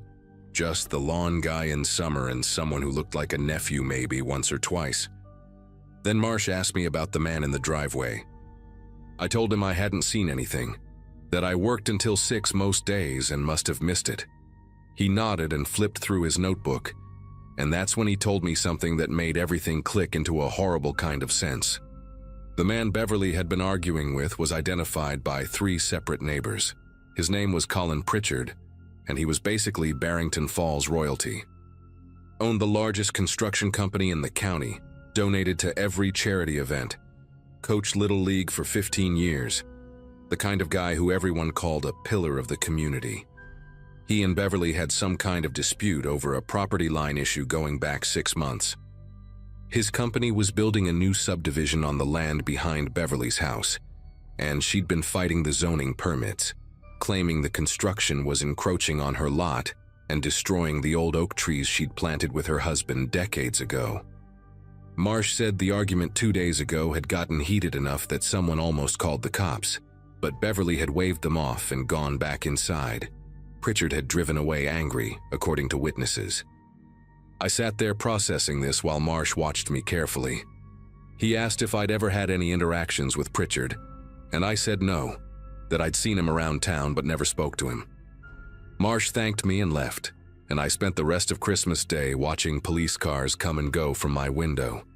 They brought in search dogs around noon.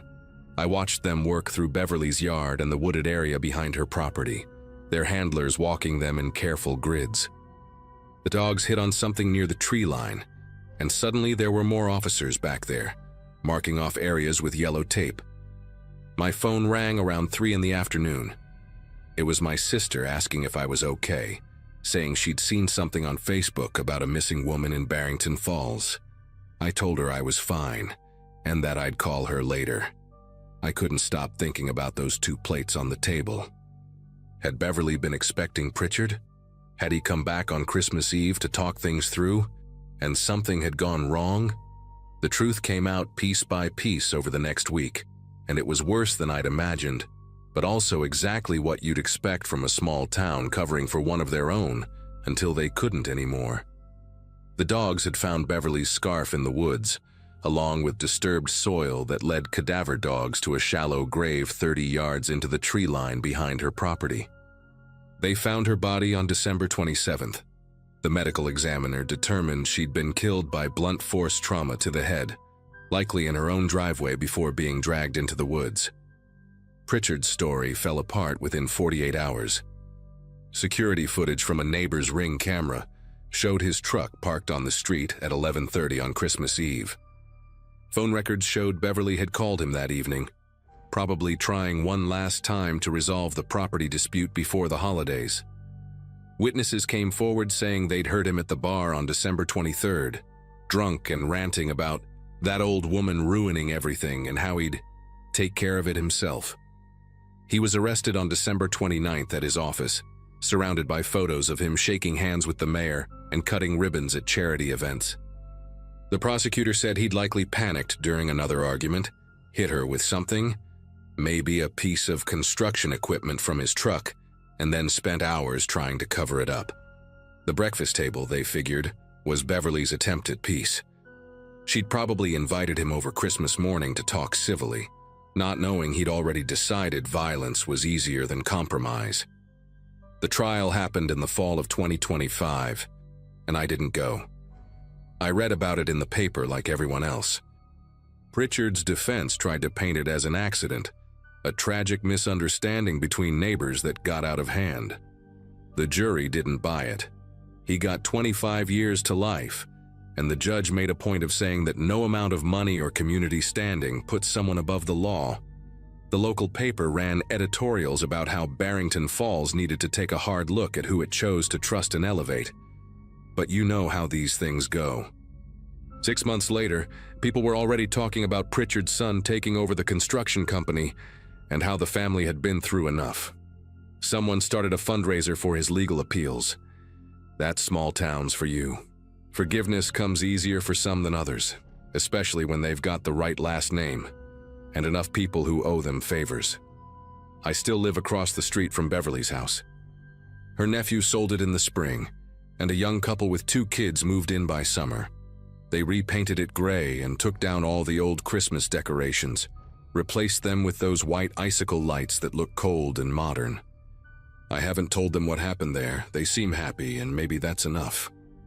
But every Christmas when I see lights on houses in the neighborhood, I think about Beverly and those multicolored bulbs blazing at 3 in the morning and that music looping endlessly in her empty kitchen.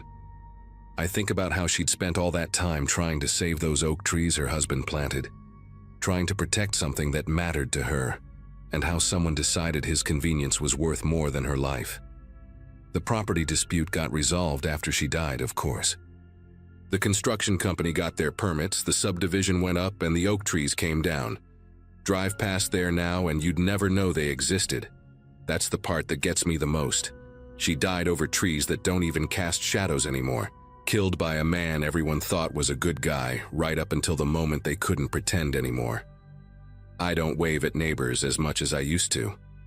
I keep my head down and my door locked, and I pay attention when someone's routine changes. Because that's the thing about small towns where everyone knows everyone. Sometimes the monsters are the ones cutting ribbons at charity events and coaching your kids, and nobody wants to see it until it's too late.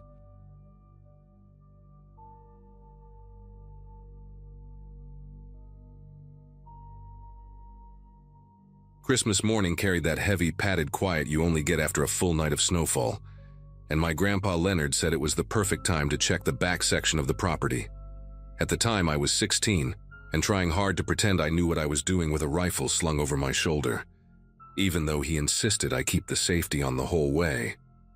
Our family owned a stretch of forested land behind the old cabin, a place we mainly used for hunting and cutting firewood, and it always felt isolated in a peaceful, predictable way.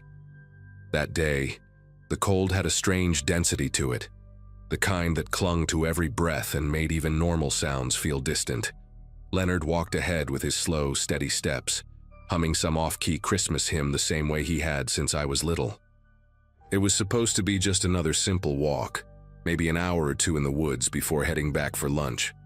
Nothing about that morning gave me any hint that someone else had been on our land for a long time, close enough to watch us without being noticed.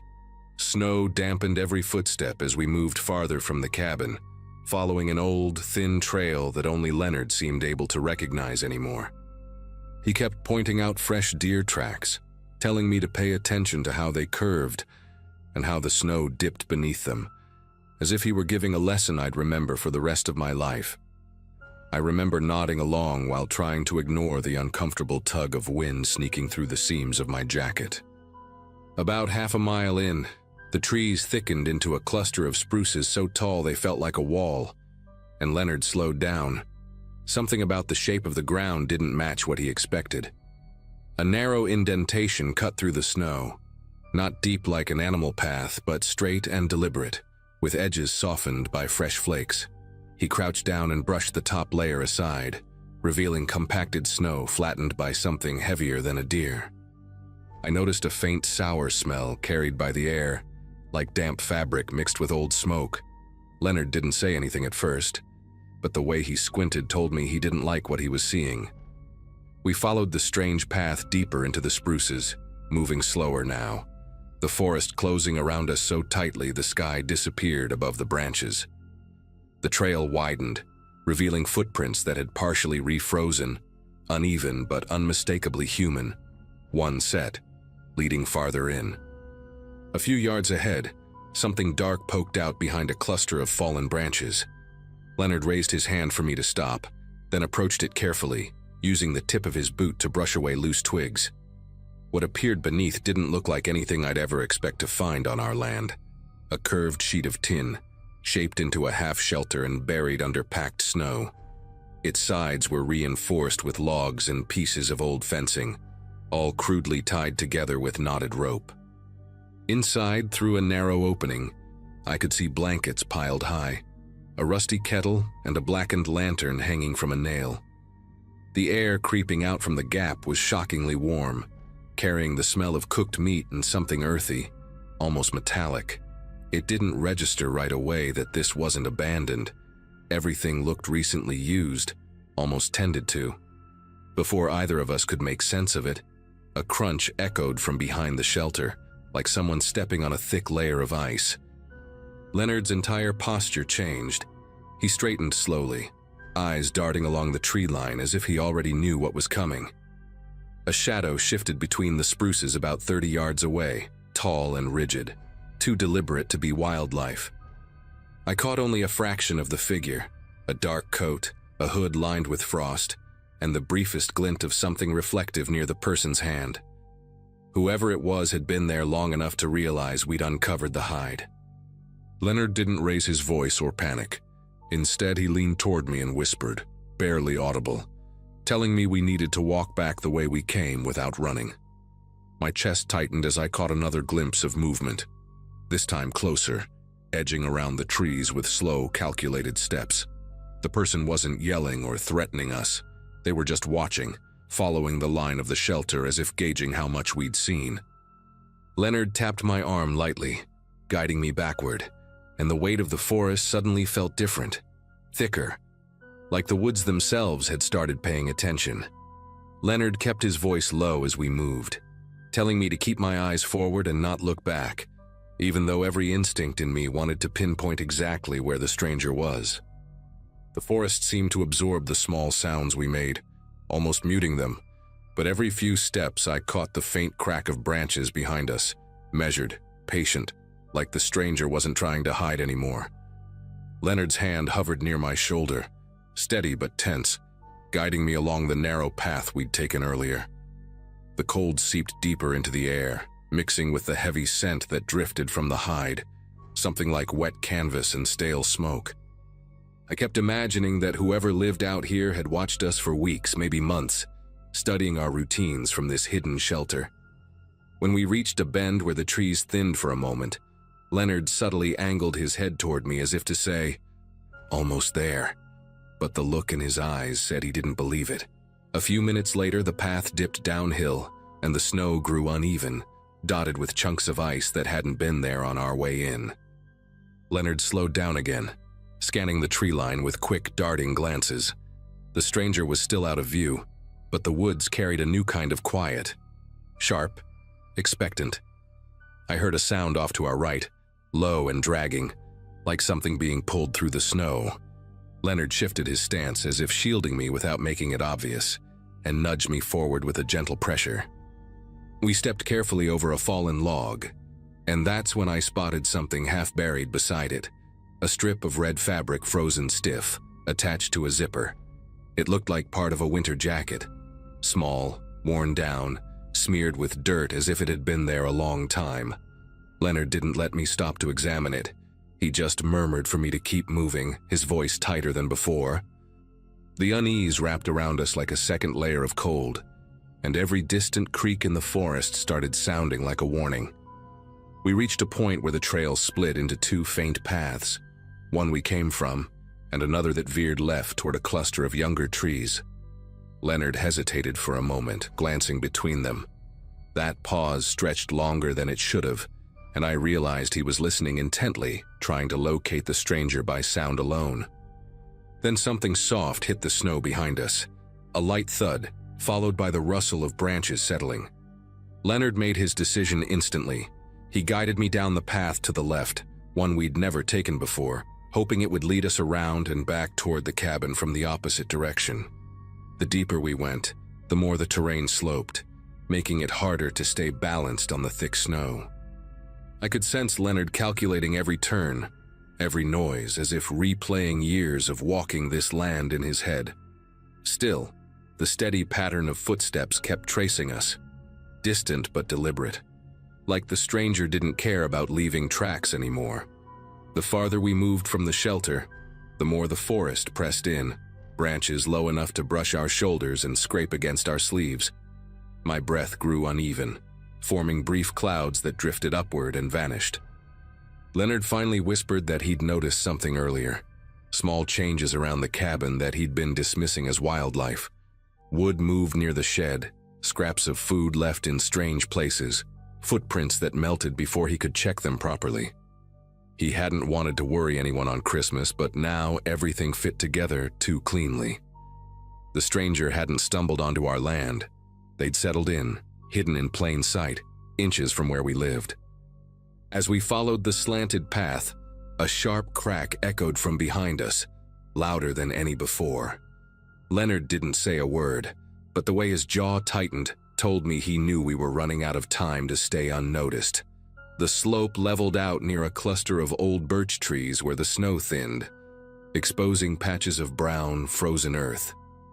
Leonard slowed our pace even more, scanning for any sign that we were near the main trail back to the cabin. The air felt heavier here, almost muffled, like the forest had tucked itself inward. Then he noticed something partially hidden under a sheet of ice near one of the tree roots, a metal tin, the kind people use to store matches or small supplies.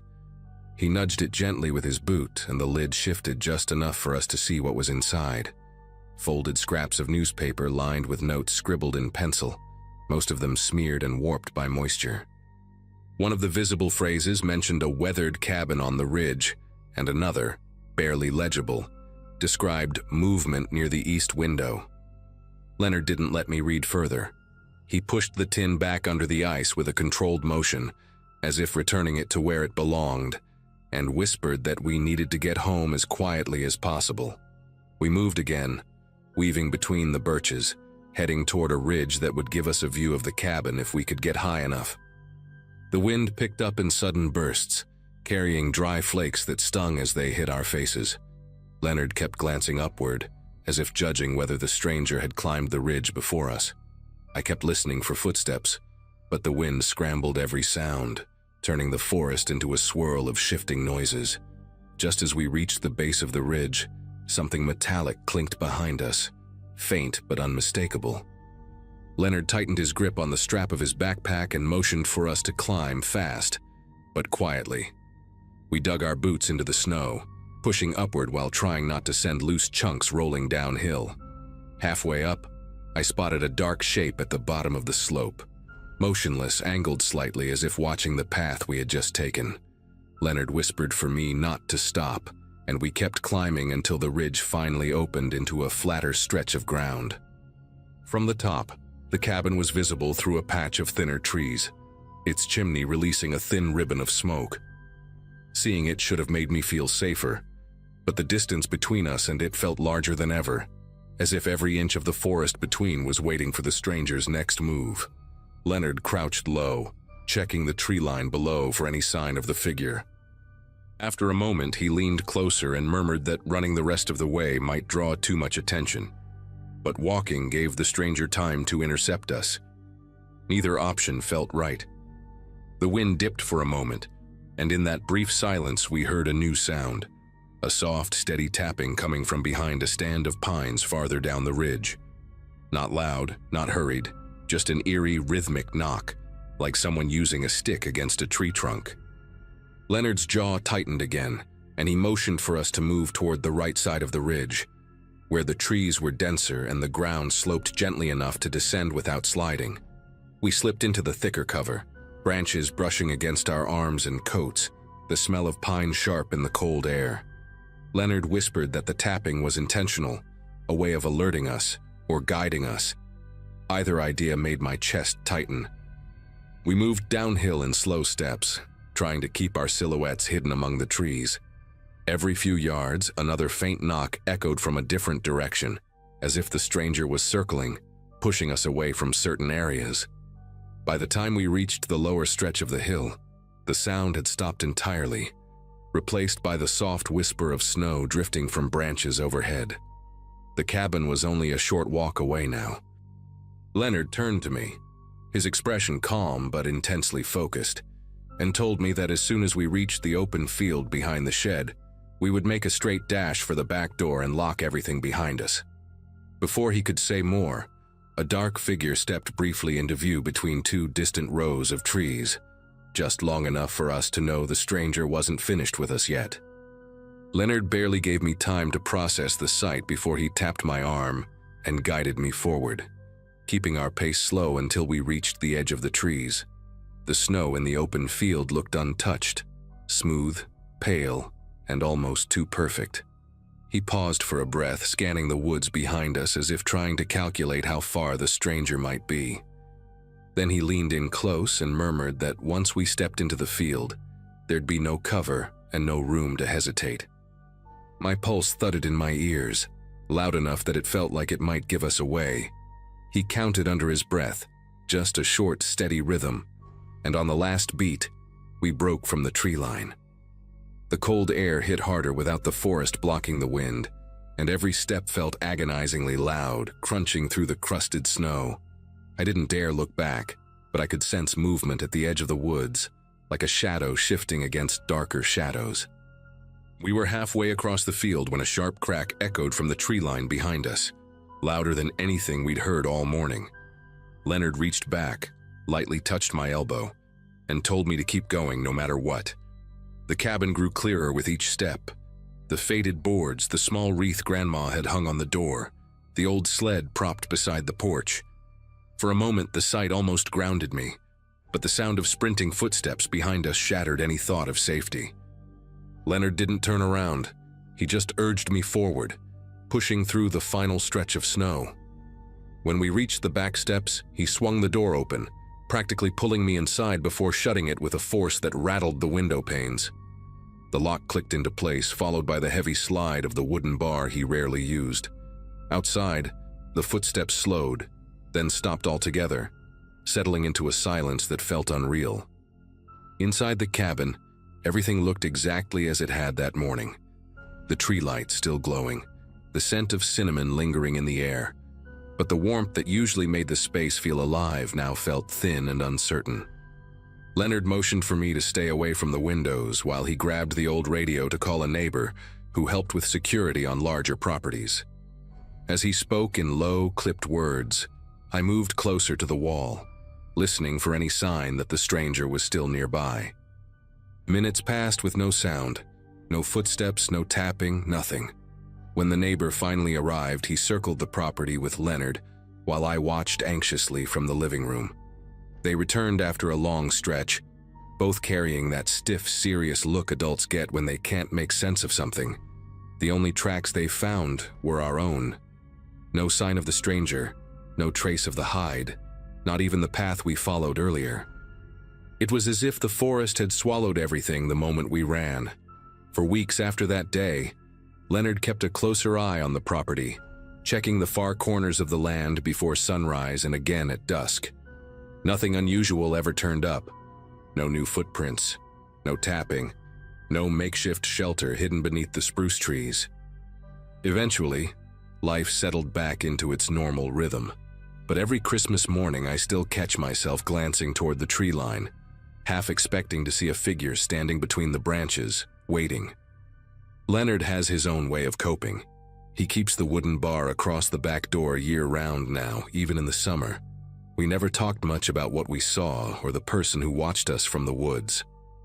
But every so often, when the air gets cold enough and the forest quiets just a little too deeply, I remember the hidden tin, the notes about our cabin, and the calm, measured way the stranger followed us.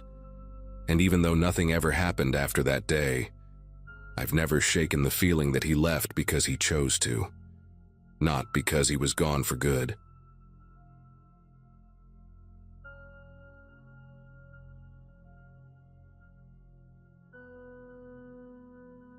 Late December of 2022 had a strange rhythm to it, and I remember that year clearly, because our place felt heavier than usual even before anything scary happened. My name is Elliot, and at the time I was juggling odd jobs around the property while my wife, Marianne, handled most of the holiday planning. We lived far from town, on a stretch of land bordered by woods on one side and an old cemetery on the other. A cemetery so small and forgotten that even locals barely mentioned it. Our closest neighbor lived a 15-minute drive away, so the quiet was something we'd grown used to. That Christmas Eve started like any other. Cold air drifting through the cracks of the old farmhouse, the smell of pine from the tree Marianne insisted on cutting herself, and the sound of our two kids arguing upstairs over something trivial. Nothing in that morning hinted that by nightfall I'd question whether we were really safe out there. The day moved slowly, the way winter days do when the sun barely clears the treetops. I kept glancing out the kitchen window toward the cemetery, noticing how the gravestones looked sharper than usual under the thin layer of frost. There was a shed back there, one the groundskeeper used decades ago, but no one maintained that place anymore. Every time I caught sight of it, I felt a kind of pressure in the back of my mind, like my brain wanted me to pay attention to it without explaining why. Marianne teased me for staring outside so much, but I couldn't shake the sense that the tree line felt too still, like the air was holding its breath. Even the usual crows that perched on the fence posts stayed away. By late afternoon, that odd stillness stretched across the yard until it felt like the world was waiting for something. Night settled abruptly, the kind that swallows everything at once, and we turned on the old string lights around the living room. The kids were already wired with excitement for Christmas morning, but I kept drifting toward the front window, checking the porch more times than I want to admit. That house had its quirks, boards that shifted in the cold, the occasional creak of the staircase, but none of the noises we heard that night belonged to the house. The first sound hit around 9, slow, deliberate steps crossing the porch, not quick like an animal, not light like someone passing by. Each step pushed down hard, pausing just long enough to feel intentional. Our dog, Jasper, lifted his head from the rug and stared at the door without making a sound, which put me even more on edge.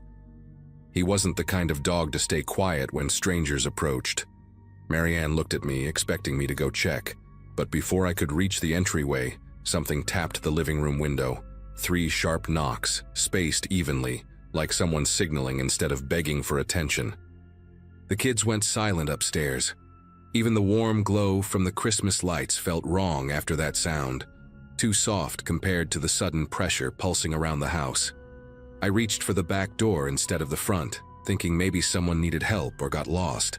But when I stepped onto the porch, the yard stretched out empty. Not a footprint, not a shadow, nothing moving between the gravestones. I stood there longer than I should have, listening to the quiet that followed, because deep down I knew that knock hadn't been a mistake or a stray branch. Someone had approached our home on Christmas Eve, and they wanted us to know it. The hours after that first knock dragged by in a way that made the house feel smaller, like the walls were quietly bending inward. We put the kids to bed early, pretending everything was fine, though they kept asking why Jasper wouldn't leave the hallway. He sat facing the front door with an intensity I'd never seen in him. Marianne tried to keep herself busy, folding blankets, checking the stove twice, rearranging ornaments on the tree. But every few minutes she'd glance toward the windows as if expecting another tap. Around midnight, just when we started thinking maybe the intruder had moved on, a heavy thud hit the roof hard enough to shake dust from the ceiling beams. Another came right after, longer, like something, or someone, dragged a boot across the shingles. We didn't move or speak. Even Jasper pressed himself lower to the floor. I grabbed the flashlight and stepped onto the back porch again, this time determined to catch whoever was playing these mind games. The cold felt sharp enough to bite through my jacket, but what unsettled me more was the absolute stillness of the yard. Not a breeze, not a sound of nighttime animals, not even the distant hum of a passing car. I aimed the light across the roofline but saw nothing. The cemetery, however, caught my eye. A faint glint flickered near the old shed, like metal catching the moonlight. It vanished as fast as it appeared, but it was enough to make my pulse throb in my ears. I considered waking the kids and taking everyone to the truck, but the idea of stepping away from the house while someone lurked nearby felt reckless. So I locked up every door and window and waited. Morning arrived as if nothing had happened, sunlight touching the frost-covered fields like the world had reset. The kids ran downstairs ready for presents, completely unaware of the fear that had soaked into the night before. Marianne and I exchanged glances, both silently debating whether we should pack up and leave for a couple of days. But we didn't want to ruin Christmas. We convinced ourselves it had been an animal or the wind, even though the explanations felt flimsy. I walked out to check the property again in daylight. No footprints around the house, no debris on the roof, no sign of anyone passing through. But when I looked toward the cemetery shed, something inside me tightened. Not fear exactly, but something close to dread. The shed door, which was always swollen shut from years of weather, now hung slightly open. Curiosity pushed me across the field, despite every instinct telling me to stay away. The shed sat crooked, leaning to one side like it was trying to slip back into the earth. The padlock was snapped clean, and that alone made me stop. I pulled the door wider and saw what had been hidden from us for who knows how long. A pile of blankets arranged in a nest-like shape, empty food cans, a coffee mug with chipped blue paint, a small notebook, the cover warped from moisture. It was clear someone had been living there, sleeping there, watching the cemetery, and from the angle of the dusty window watching our house. The thought of someone spending nights barely a few hundred feet from where my kids slept made me feel lightheaded. But what truly rattled me was the small trail of boot prints leading from the shed, straight toward our porch steps. Prints that were fresh. I backed away from the shed, trying to make sense of how long this person had been hiding out there. The boot prints cut a direct line through the frosted grass, stopping right at the edge of our porch as if the intruder had stood there, studying the house before approaching it. When I returned inside, Marianne saw my expression and immediately gathered the kids in the living room. I told her what I'd found, and for the first time since we'd moved out there, she suggested calling someone, anyone, for help. But the nearest deputy wouldn't reach us quickly, and the idea of waiting around while the person could still be on the property made all of us uneasy. We decided to stay together in the living room until nightfall, locking every door, keeping the curtains drawn, and trying to pretend we weren't listening for something to return. As darkness settled, the house adopted that strained silence we'd heard the night before, an unnatural kind of quiet that felt as if the whole property were bracing for impact. We sat with the TV on low volume, trying to distract the kids with old Christmas movies. Jasper paced the length of the room, stopping every so often to sniff the bottom of the front door. Then, right around the same time as the previous night, sharp steps landed on the porch, slow, spaced, purposeful, not rushing, not hesitant, just steady. The knocking came next, but not on a window this time. 3 solid taps directly on the front door, as if whoever stood outside expected us to open it willingly. The kids huddled against Marianne, and I motioned for everyone to stay quiet. Whoever was out there waited, listening. I crept toward the mudroom where the old hunting rifle was stored. I hadn't fired it in years, but the weight of it in my hands offered a small sense of control. I moved carefully to the side window and angled myself enough to get a glimpse of the porch. That's when I finally saw him. A man stood facing the door, thin, wearing a heavy jacket that looked 2 sizes too big, and holding a lantern with a cracked glass pane. His face was partly hidden by a scarf pulled high on his cheeks, but his eyes were fixed on the house with an intensity that churned my thoughts. I didn't confront him. Instead, I shouted that I was armed and calling the authorities. The moment the words left my mouth, he broke into a frantic run, cutting across the yard toward the cemetery as if he knew the terrain better than we did. I chased him only far enough to ensure he was really leaving. By the time I reached the field, he'd vanished behind the shed. We packed up that same night and drove to Marianne's sister's house, refusing to spend another minute out there until someone checked the cemetery grounds.